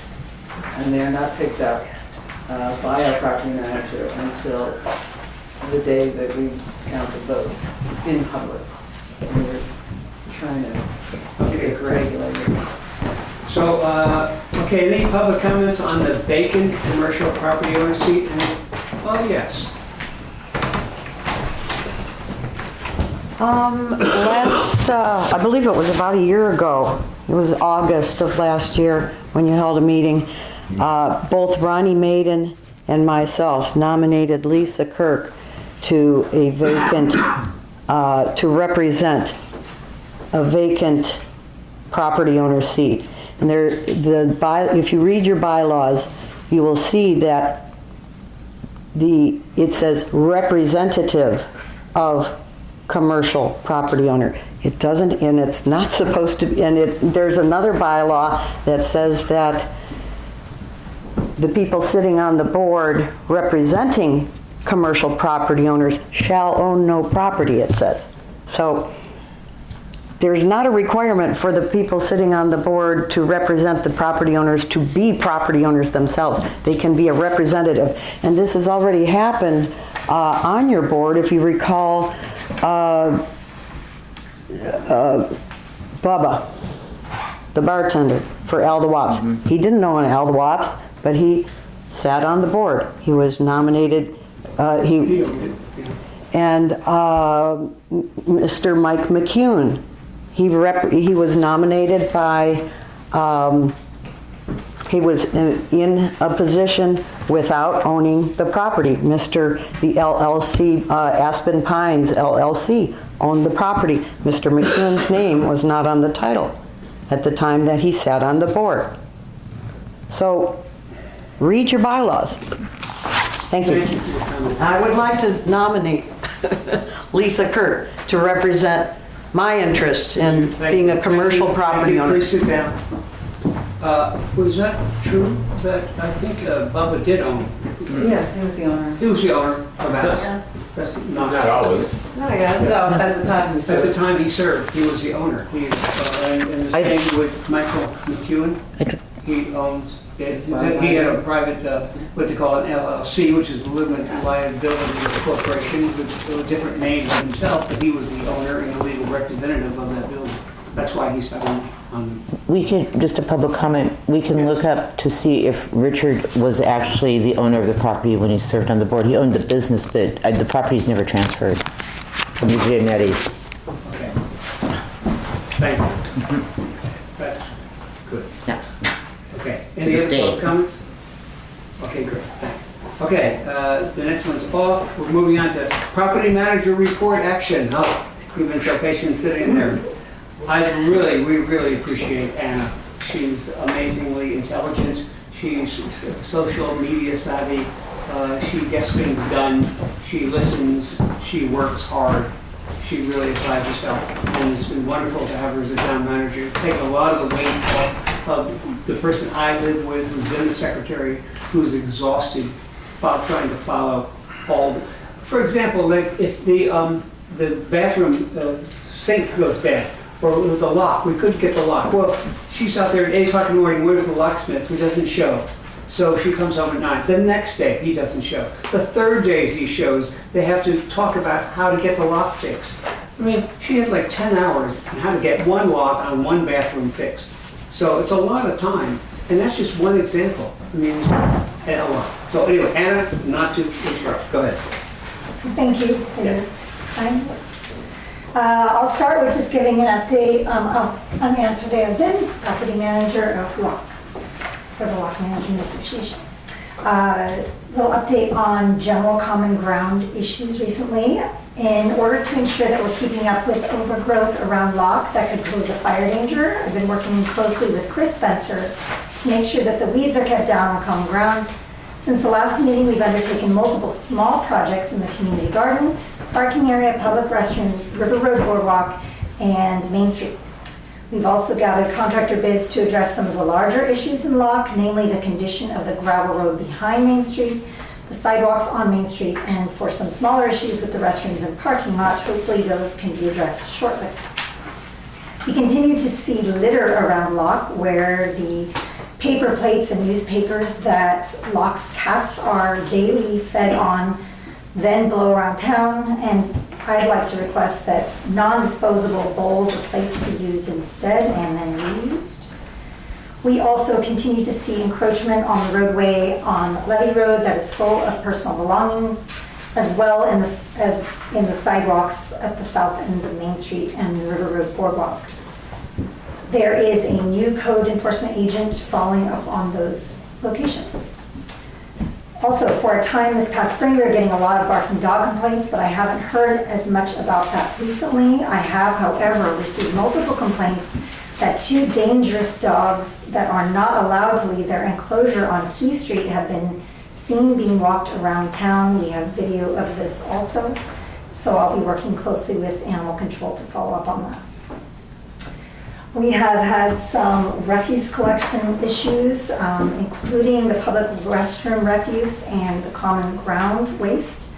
Unfortunately, the 2 trash cans that were outside the boarding house here have recently disappeared, and that has posed a problem for disposing of the town's waste, including Main Street's and the restrooms' trash. These were marked L.M.A, so please let me know if you see them. Very happy. We'll have to order new cans or a dumpster. However, this would be a new expense to the L.M.A. Additionally, we're working on a solution to improve the recycling cans that have been out on Main Street for years, but those are usually used for other kinds of trash. Community gardens. The community garden is looking really great. We're adding a new gardener soon, and all of last year's gardeners, save one, has re-enrolled. Unfortunately, this gardener has not returned his plot in appropriate condition, and it's full of burrs, weeds, plants that he planted, and some personal belongings. He's also used the area around his plot to dispose of large wood and metal waste, which he has laid on top of the blackberry bushes surrounding that plot, making that trash very difficult to access. I offered that he could dispose of this waste for free during the recent town bulky waste pickup, but he did not take the opportunity to do so. So I have let him know that he'll be charged for cleanup of that area if he does not take care of it himself. The L.M.A. would arrange to have a contractor come in and clean it up, but this would be very expensive due to the poor access and all the brambles. We are continuing to ask that unapproved personal belongings and waste not be stored on garden plots.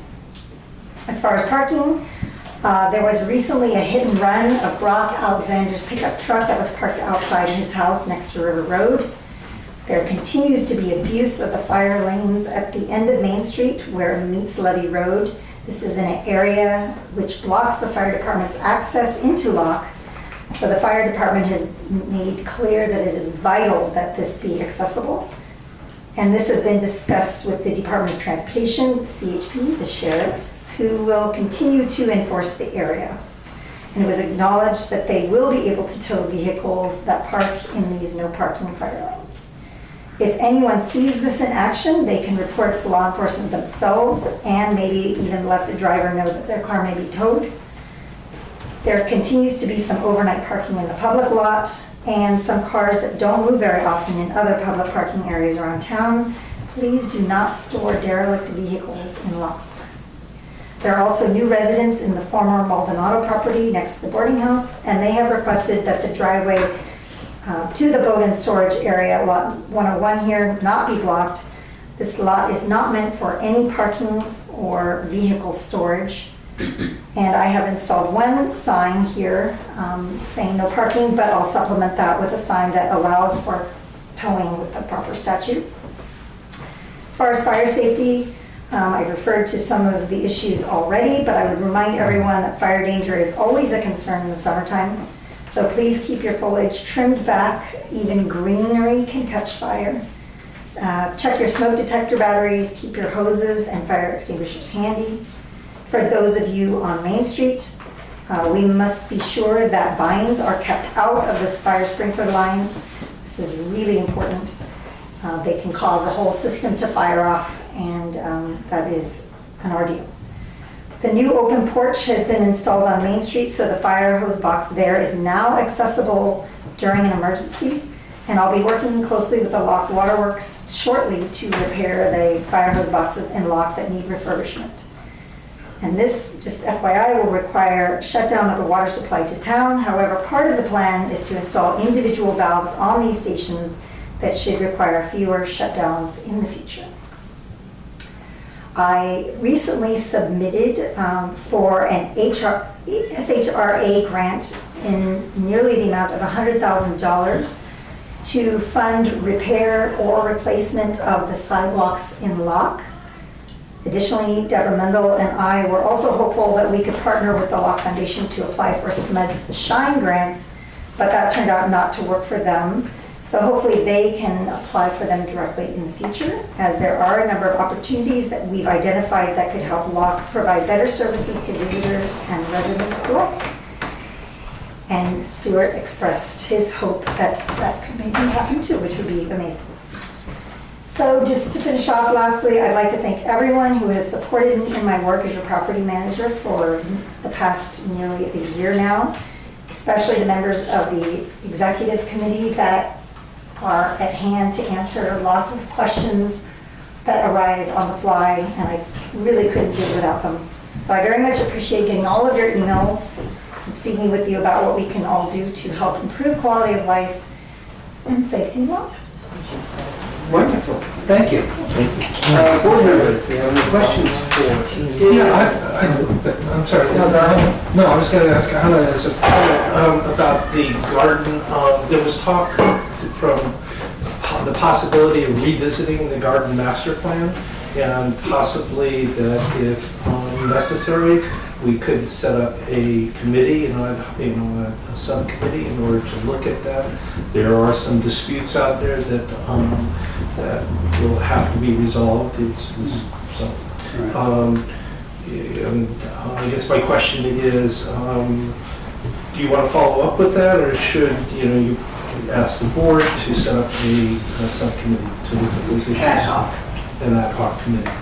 That would be great. I'd be happy to work with any committee of the board, or just offer support documentation if it ever just arises on the agenda, that's fine. I actually have gone through the current master plan and identified a number of areas that I see opportunity to sort of clarify additional things or address concerns that have been vocalized to me by gardeners and townspeople. So that could happen anytime we like. As far as I'm concerned. We'll probably agendize it for the next meeting because some of the property owners, the gardeners are not here, and I know one in particular who would like to be here.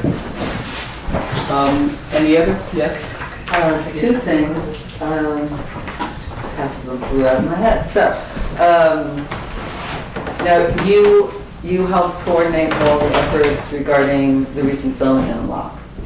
So how did that go?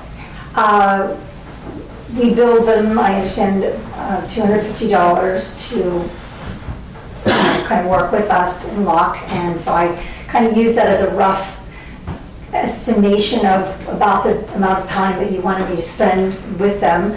I communicated primarily with the film's director, and that all went very well. They were actually very easy to communicate with. There was a lot of timely and clear replies that went, back and forth. I was really happy about that. It was actually pretty efficient until this past weekend when they were here. And then I ended up spending a lot more time than was anticipated trying to scramble and get answers to things because of some complaints that were arising in town, and to make sure that everybody was getting their needs met. Okay, all right. And as far as I know, you had announced the filming coming in your newsletter, if I recall. The June newsletter mentioned the 2 filming dates, yes. Okay, and you also sent out emails to residents and property owners about the filming. In fact, they are still posted on the bulletin board. I haven't taken them down. I was going to do that after our meeting tonight, along with their permit. Okay.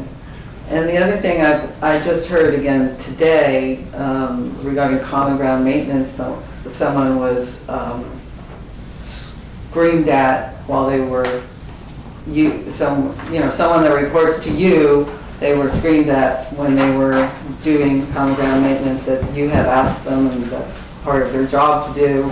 And you've also had at least one run-in I know of from a renter screaming at you while you were doing your property manager duties. So I would just like to say that that's not acceptable, that, Anna is here to do her job. We need her here to do her job, and I'd really appreciate if people treat her with respect. And even if you think she should do something differently, I mean, you screaming at her and behaving that way is just not going to be tolerated. I'm not going to tolerate it. I don't know how the rest of the world feels, but that's not acceptable. But yeah, let's say if you're a renter, just tell your landlord or the person you rent from the problem, and that would be more powerful, because then they'll come to us with a complaint.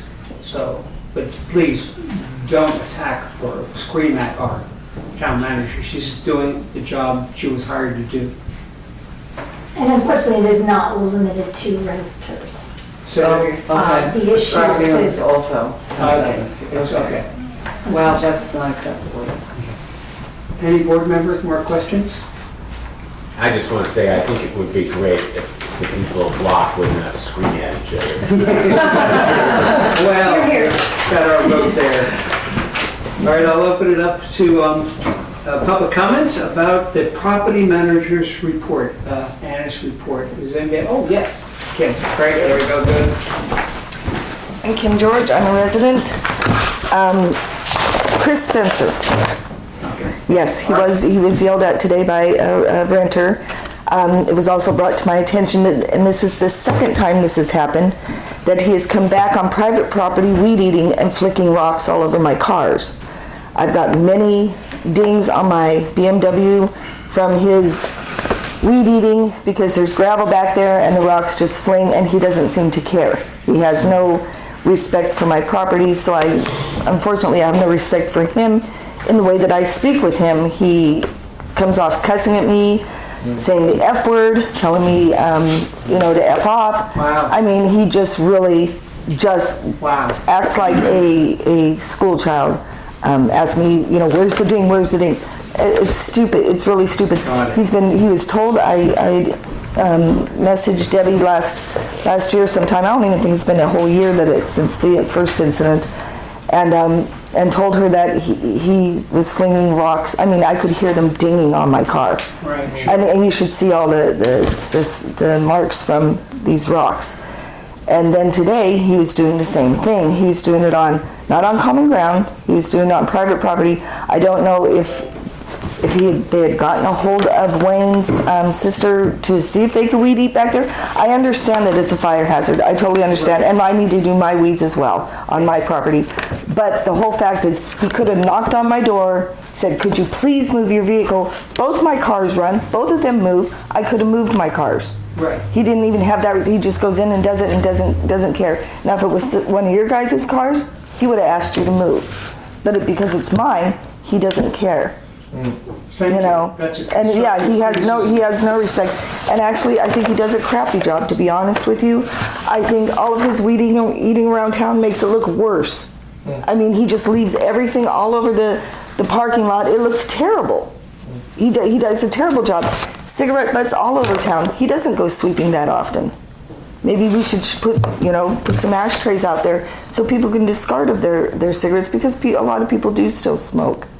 So, or maybe have a garbage can, not just a recycle can, but a garbage can and a recycle can. People can put recycle, they can separate them, and people will do that.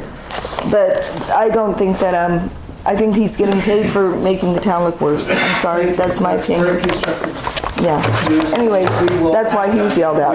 That's something we'll... Yeah, because, I mean, my cars, yeah, I know. Yeah, that's ridiculous. Just because they're not new cars doesn't mean that they're not my... Rock quite far. Yeah, how would you like if I came up there and started throwing rocks at his truck? He wouldn't like it very much. Yeah, we took out change his window. Yeah, it's... One year. Yeah. One of Tony's windows. Yeah, and it's ridiculous. So, but anyways, yeah. Okay, thank you. And the Ming situation. His dogs, yes. I'm the one who's been taking the videos and taking the pictures. Both dogs, the Akita Chow and the Black Doberman, have been deemed vicious animals. I've talked to Dave Dickinson. He started to help me in the beginning because I was bit. He had 6 Akita Chows at his house. 4 of them got out and came after me and my puppy. 2 of them bit me. Then the following year, he let his Akita Chow off the leash, deliberately see me come down the meadows with both my dogs, deliberately reached out down and unhooked the dog and let it come attack us. It almost killed my dog. These dogs are vicious animals. He parades them down the street, which he knows he's not.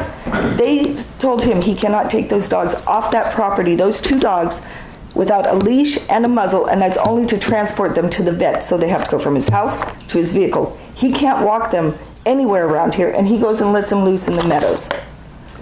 I'm very scared to walk my dogs. My dogs are always on a leash.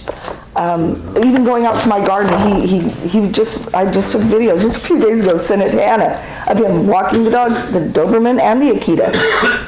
And these dogs there's going to be a visitor here with a dog, and there's many that come through this town with dogs. It's going to be out there, and that dog's going to get loose, and it's going to kill that dog, or it's going to hurt a child or a visitor. There's something really, and I'm so glad you're helping me with it, because I'm beside myself over it. I'm scared to even go out to my garden anymore. I was there the day. She was, yeah. He took the dogs out, walked across and my dog's her garden with her there. Yeah, he sees me there. But he still parades them right by me. And of course, my dogs go nuts wanting to go after them because they've already attacked them, twice. So my dogs go nuts, and it's hard to keep control over them. I'm scared one of my dogs will get loose from me, and their dog will, then it's going to be my fault because my dog got loose. No, he's provoking it. He should not be able to walk down the street with those dogs. He was down Main Street last night with the dogs. Yeah, constantly. And Dave Dickinson in the beginning tried helping me. They had a court hearing or some hearing for him, and I was supposed to be notified. Bert was supposed to be notified. Everybody was supposed to be notified of this hearing. Not one person was called. Not one person got a message. And they told me, oh, but we tried to call you. No, you didn't. You had my number. I've given it to you repeatedly. I was waiting to hear about this hearing so I could go, and not one person was notified. Thank you. Yeah. Okay, thank you. Okay, great. Are there any more public comments about the property manager report? Yes. Lisa Kurt, as far as the filming, I had asked them, they were here earlier, not to film on the weekend. This is our biggest business time. They came on the weekend, they did not get a street closure. I think either Anna's making money or the L.M.A. is going to make money from this. If you'd have had regular scheduled meetings, we would have known about this and we would have had a chance to comment on the permit. I did call the county. Nobody ever responded to me. They were waving cars through. They were blocking the street. So the next filming event that you get, I would highly recommend that they do it through the week and get a street closure permit. That way, all of us that have businesses, they will come to us and talk to us. So I would appreciate that. Chris Spencer, I didn't realize that you guys pay him to do private property because that's what he was doing today. I don't think that's correct. I think if he's going to cut down anything on any private property, that the owners be notified first. And then I turned the corner and the rocks were flying in Kim's car. Anna, I'm sorry about the incident. I didn't know who you were. There's been no meetings. And when you picked up a piece of my property on my sidewalk, I was like upset. I don't know who you are. I'm sorry. So I have to apologize to you. But, you know, you needed to have meetings. When you stopped having meetings, you basically stopped all communication with the public. And I'm considered the public. Thank you. Yes. Mr. Chairman, can I just add a quick comment? Sure. About the meetings? Well, after the April 9th meeting at the Board of Supervisors, and we were left in kind of a lurch because it was apparent that we were going to have to wait for a representative to be appointed by our Nottoli. And so we've been waiting for that. We communicated with Don about this, and finally we do have a representative. That's why we have a meeting. We would have been able to have a meeting sooner if somebody had been down here already from his office. So we were listening to the members and that they wanted to have the representative. We agreed. We accepted Don's ruling. And that's why we didn't have a meeting. So don't turn it into something that it's not. The facts are that. Thank you. Okay, thank you. Oh, another public comment about the property manager report. Can I speak to what Mr. Motlow just said for 3 minutes? Property manager report. Okay, but he's allowed to talk during public comment about his opinion. Okay, of course. Property manager's report. When was the board meeting, the open public board meeting to take an action to close down Main Street for a day and a half and make all the tourists go through and disallow them and the merchants from parking on Main Street? When was that board action taken? And when was the board action taken? What date was that open meeting? Was there an open meeting to take that board action? Because it affected my business greatly. And Ms. Beveozin posted a notice 3 days before the filming saying that we would have all kinds of increased, to expect all kinds of increased revenue because of this film production team. So I went out, spent a lot of money on sandwiches made a lot of sandwiches, and then in the morning, the executive producer came to me and said to me in no uncertain terms, "We will not be patronizing your business." I wonder why he would say that to me. Off topic, would you please? We're talking about- Oh, was that Would you you? please- Yeah, would you- that's- wait, Yeah. wait a second, wait, wait. Fine, Point of thanks. order. Thank you. Yeah, Thank you. thank you. And then you also threatened to sue. Oh, You're done. Please be You're not seated. attacking- I'm Other telling people you- get 5 I'm telling minutes. you to be seated. You're done. Martha, you don't get 5 minutes, I understand that. Other people do, you don't. Other people do. It's off topic. So sit down. Thank you. Great. Okay, is there anybody else who wants to have a public comment about Stuart? Ning's barking dogs Ah. Common ground. every evening, same time. I've been hearing so much about Ning's dogs for so long. I can't ask questions. This is just freaking ridiculous. This town could be so quiet, but he has the license to be able to have these animals that just disturb the whole town and attack people. Is anything going to be done? I'm sorry. I'll try to make these comments. Ning's dogs suck. Let's do something about it, okay? Let's try to get something done. Thank you. This is ridiculous. This is something we can. Over and over. How many people he's got to bite? To help protect. All right. Any other public comments? Oh, yes. One more comment. Quickly, yeah. If we could check and see, is not 4 dogs considered a kennel? Because to have a kennel, you have to have a kennel license. We'll have Anna check into Okay, that. I'm just She will check. letting you know that 4 dogs, I believe, is a kennel, and he doesn't have a kennel license. Yeah, I think it's 5 or more. Is it 5? Is it, okay, I wasn't sure. Is it, 5 okay, adults all year long, I believe. okay. You can double check that for me. Okay, and Animal Control is aware of that concern.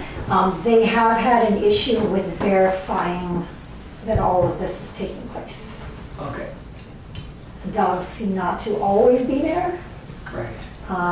and times that they have gone by, they've expressed that they've missed him or missed the dogs, and that's why they requested the video documentation and still photos. They said video is best. Okay. FYI, to anybody who cares very much. Okay, thank you. All right, moving on to the action. Was there any more public comments on this report? I thought they were over. Were there any more? I just wasn't sure if Todd had. No, he's got public comments. Oh, not in Communications. Oh, okay. Communication, yeah. I mean, public comment. Okay, good. So moving on to scheduling the next Board of Directors meeting. Well, we have something to talk about for the next meeting. We have the county representative that we had been waiting for because we didn't feel it was proper to have meetings without a county representative when it was decided to have a county representative. So, we usually meet the Monday, 6:30. Was it the first Monday of the month or the last Monday? Well, I can't remember really in terms of, but we've been doing Monday. The second Monday of the month. And No, it it's was second when, Tuesdays. Yeah. it was when we could get a quorum. So Right. sometimes it was shifting what It would Monday shift, it was. Yeah. Glenn is raising his little. Yeah, I think my best days are Monday. Mine too. You're more likely to have me for a quorum on a Monday. Okay. Anybody else? Monday? Yes, Good. Monday. So the second Monday of next month That would be the 12th of August. That's a good date. Okay. Not a good At day. That's a- 6:30. Okay. Yes. And perhaps if we could, on the agenda, consider establishing that or some other day as a regular meeting date. Well, we're tending not to have a regular meeting date because there's often not enough information for us to do. There's not enough stuff to talk You about. could, the president or chair can always cancel a meeting.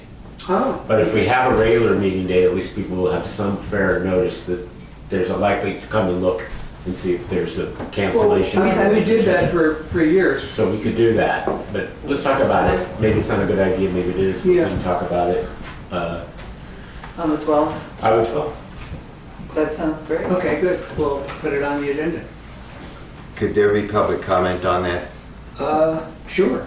I just want to mention that that's the day for, and we have flexibility, but that is the Locke Foundation's day, and we do have a representative that in theory is supposed to be sitting on both boards, representing both boards.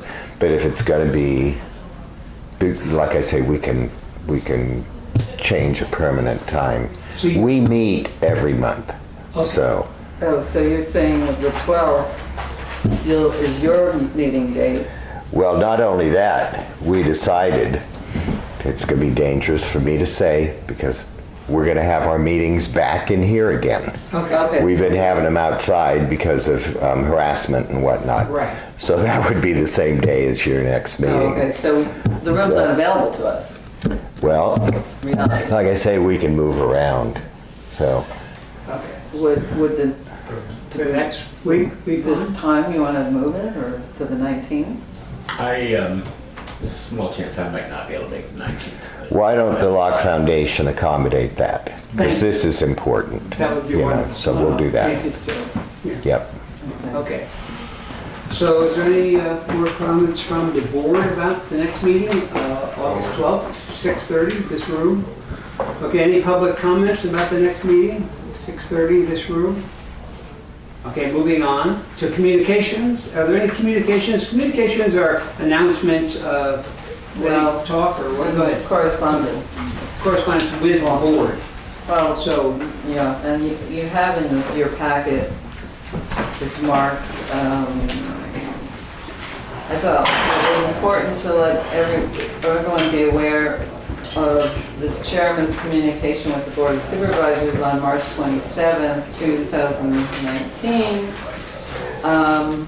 Because this was, we were served, several of the directors were served with these documents. I've included the first three, the entire pages of something called Proposed Verified Complaint in Quo Warranto to try title to public office.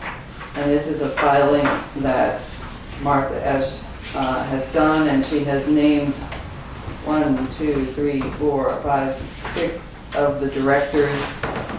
And I don't understand law. This has been referred to our lawyers, but essentially she seems to be saying she's going to go to the Attorney General to seek to remove us from office, a public office, as not properly there. I don't know, something like that. So you've got to know, there were so many documents to this service that I received and other directors received. I only copied the first page of the other remaining documents. So they are not complete. If somebody wants a copy of all of that was served upon us, I can provide that digitally. Then there's been correspondence from Ms. Esch. I've got those emails here regarding Public Records Act request. I immediately gave her 12 documents that she requested.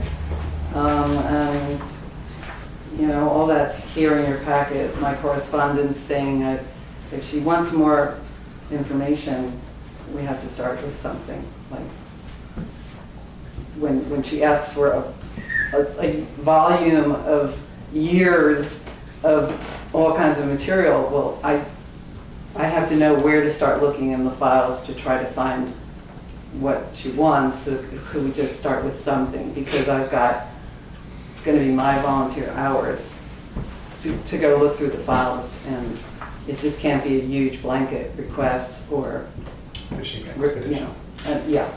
So that's what mostly those other correspondence are, emails related to these requests also. So, and also there's been a request that internal dispute resolution is requested. I think, James, you saw that. yes. Regarding delinquent assessments. So that's about it.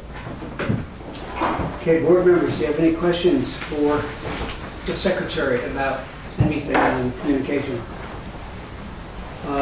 Public comments, any public comments? The public comments, this is on communications. This is something. Thank you for immediately sending me the minutes of last year's 3 or 4 meetings, Ms. Mendel, as you indicated you did. I am still waiting to see the open books and records, which is supposed to be permitted to any property owner within 72 hours of their asking. And I'm only asking to view the open records, accounting records of the association. It's my right as a public citizen and as a property owner under Davis Sterling Act to see those records. You've stonewalled my request now for several years. I've made 14 public record requests, so when you talk about a big volume of records, I still have yet to see most of those records. And the emails that you sent me, you gave me a link to the FPPC to see your 700 forms. The FPPC doesn't hold your 700 forms, they told me, and so I called the county, and the county was nice enough to provide me with the 700 forms that are on file, but Dustin Marr was the last person on this board to fill out a 700 form in 2016, that's 3 years ago. Thank you. Any other public comments about communication? All right, I'm going to close communications and move on to number 8, public comments not on the agenda. Yes. Please introduce yourself.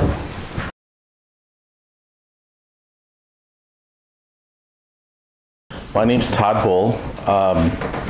The film crew that has been referred to is a volunteer film crew. The film was being prepared for a program called, a place called Sacramento, which is done by Access Sacramento. This is the 20th annual. They look for topics that are related to Sacramento County. So the reason that a weekend was required to do it is because everybody on the film crew have a regular job. The other reason why it had to be and why we asked about having it on a weekend was one of the actors, his name is Bill Raymond, is very well connected. He has worked with Steven Spielberg and Daniel Day-Lewis and George Clooney. If you can look him up on his IMDb, he's got 75 credited roles. He was the gentleman that adopted the cat with the gal today and with the director who bought some scarves from one of the businesses today. We wanted him as part of the production because that means when this film is done, people in the industry will know where was this filmed and how can we film it. So what we asked for in the beginning was to close down that street. The board felt very strongly that that was not possible because of the merchants. We then requested, and I believe Anna and some other people talked to Clarence about us using the open grassy area. And so we were directing people to because my concern was when you bring 40 cars here, it does two things. It makes it virtually impossible for businesses to have people show up and find a place to park. I have been here on the weekend before when that's not opened up, and it's hard to find a place to park. I didn't want to bring, and I expressed this, 40 cars in, so Anna and some other people talked to Clarence, who wasn't wild about the idea of having the cars parked there, but we did it.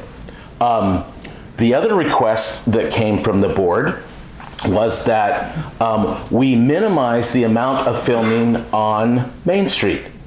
So we redid our schedule to have almost completely one day off Main Street using the field. We would have rather filmed the Lion Dance Parade on Main Street. That was said not to be possible. So we chose and worked with Clarence to use the pear orchard to minimize the impact on the businesses.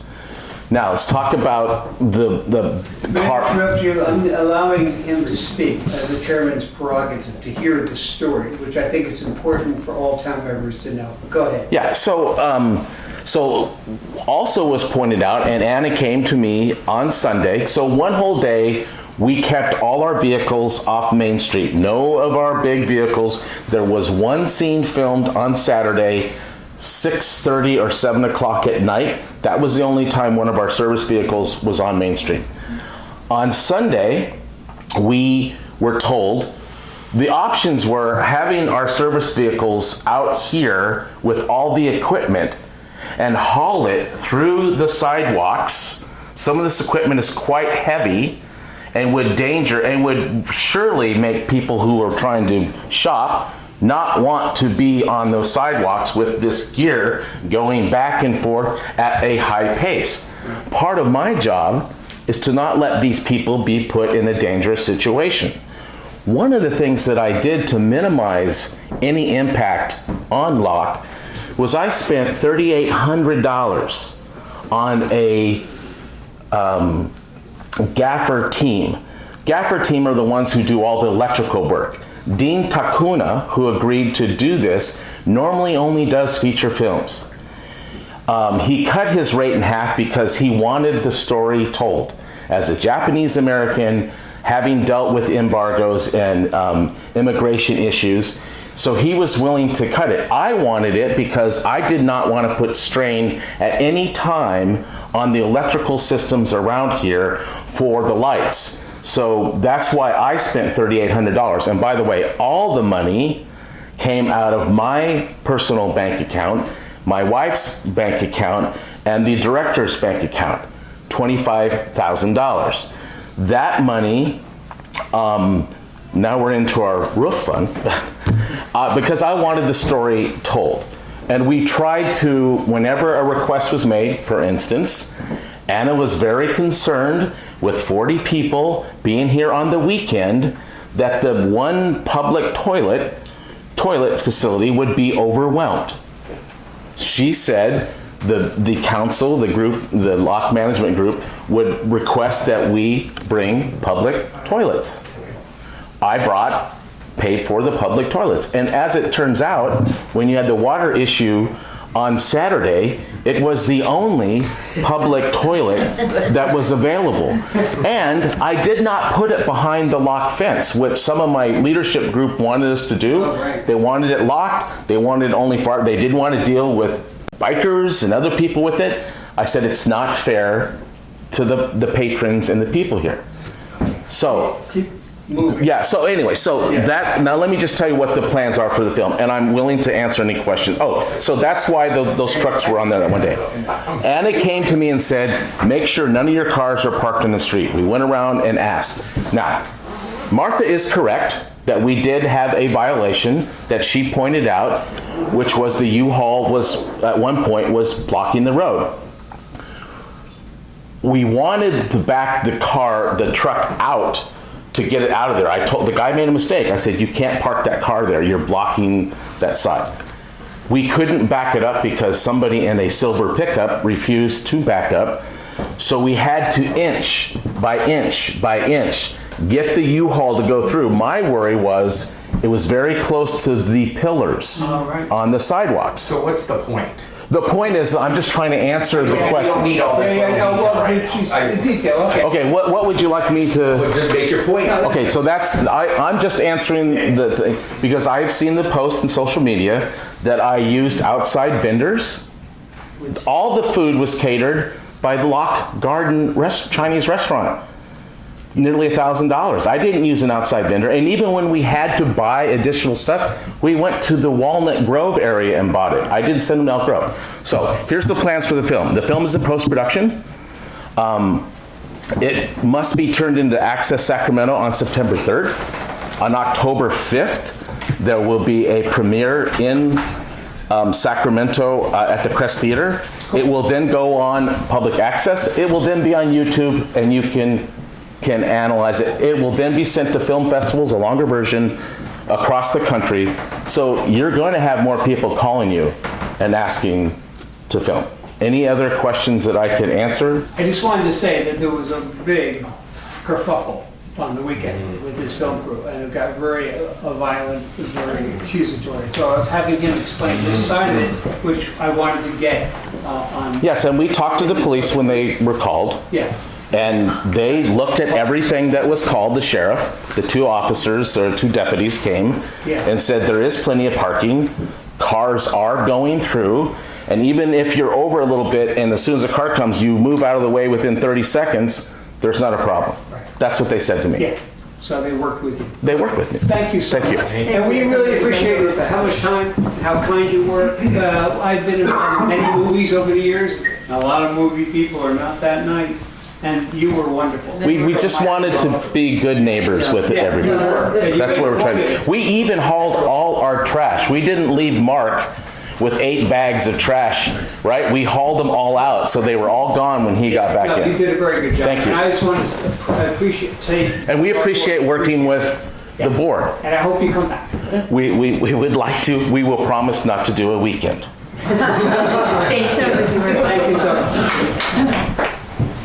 Okay, any more public comments not on the agenda? Ah, yes. You've been patient. Yes. I have a 2-page document, and this is from Tony Lee. I'll be reading the first page. Oh my, okay, yes. July 15th, 2019, Lock Management Association. I'll also hand this to you when I'm done. Public comment. Long? I said 1 page. 1 page, okay. On June 9th, 2019, Sunday night, about 9:30, I received a call from a friend that wanted to visit me. I told her to drive around the back of town near the gardens and park her car on my property. I went to get my keys, started walking towards the house when I heard arguing going on. I raced over to see what all the commotion was about, and I saw L.M.A. directors Treasurer Motlow, Chairman Ooms, and Secretary Mendel harassing my friend, and Director Motlow threatening her he was going to call the police. My friend was frightened by them verbally harassing her, and she did not know who they were in the dark. I personally invited her to my property, and she committed no crime and had no obligation to respond to hostile strangers, especially at night. I told my friend, who was traumatized by what had occurred, to get inside my house. I followed her into my house and slammed the door on L.M.A. directors while they were trying to talk to me. Once inside, I asked her what happened prior to my arrival. She stated, I drove my car around the back of the town and by the gardens as requested, and I passed a group of people partying with a large bonfire next to the road. Once I drove to your property and parked, the group of people followed me. When I exited my car, they began interrogating me and harassing me. I demand the L.M.A. directors to stop harassing my guests immediately. Otherwise, I will request to my high-profile lawyers to issue a court protective order to safeguard my friends. That's the first page. The second page, you can do on your own. Well, thank you so much. Great, thanks.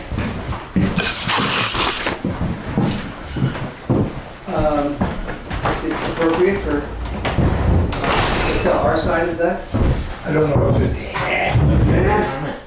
it's late. It's late. To me, yes. It was. It's not a board item. Pardon? It's not a board item, that was a public comment. That's true. Okay, any more public comments? Oh, yes. I have one.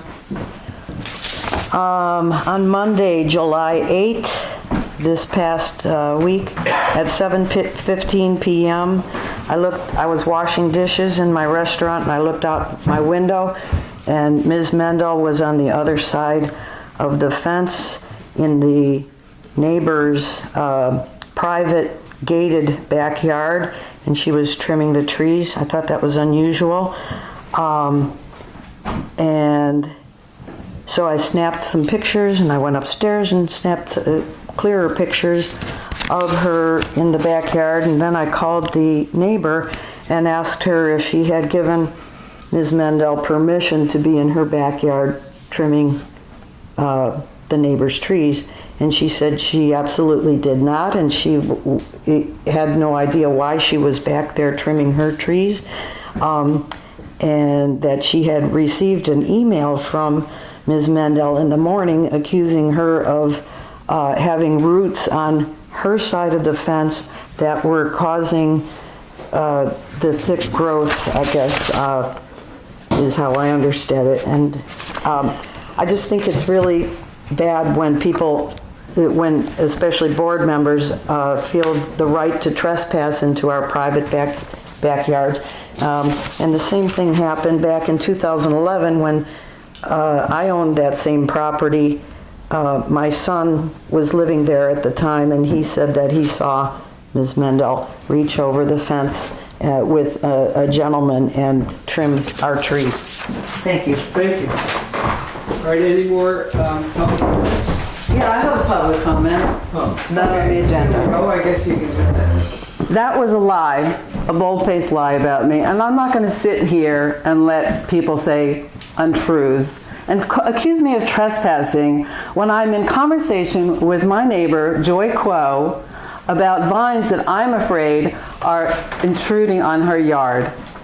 You know, I've got to say, this is character assassination. These lies have been, I've been photographed and put on the internet when I'm in my friend's yard getting my invasive vines out of her loquat tree. My grapevine is growing, it's going to strangle her loquat tree, and I was in email conversations, private email conversations with her about this issue. I don't appreciate this forum being used to blast lies about me about trespassing on my friend's property. I mean, this is insane and outrageous. I'm fed up with it. That was my public comment. Thank you. 8 years of this, Mr. Nottoli. 8 years, 66 meetings, just like this. Okay, moving on to announcements. Any announcements? None. All right, I call this meeting adjourned. Thank you. Thank you. Thank you.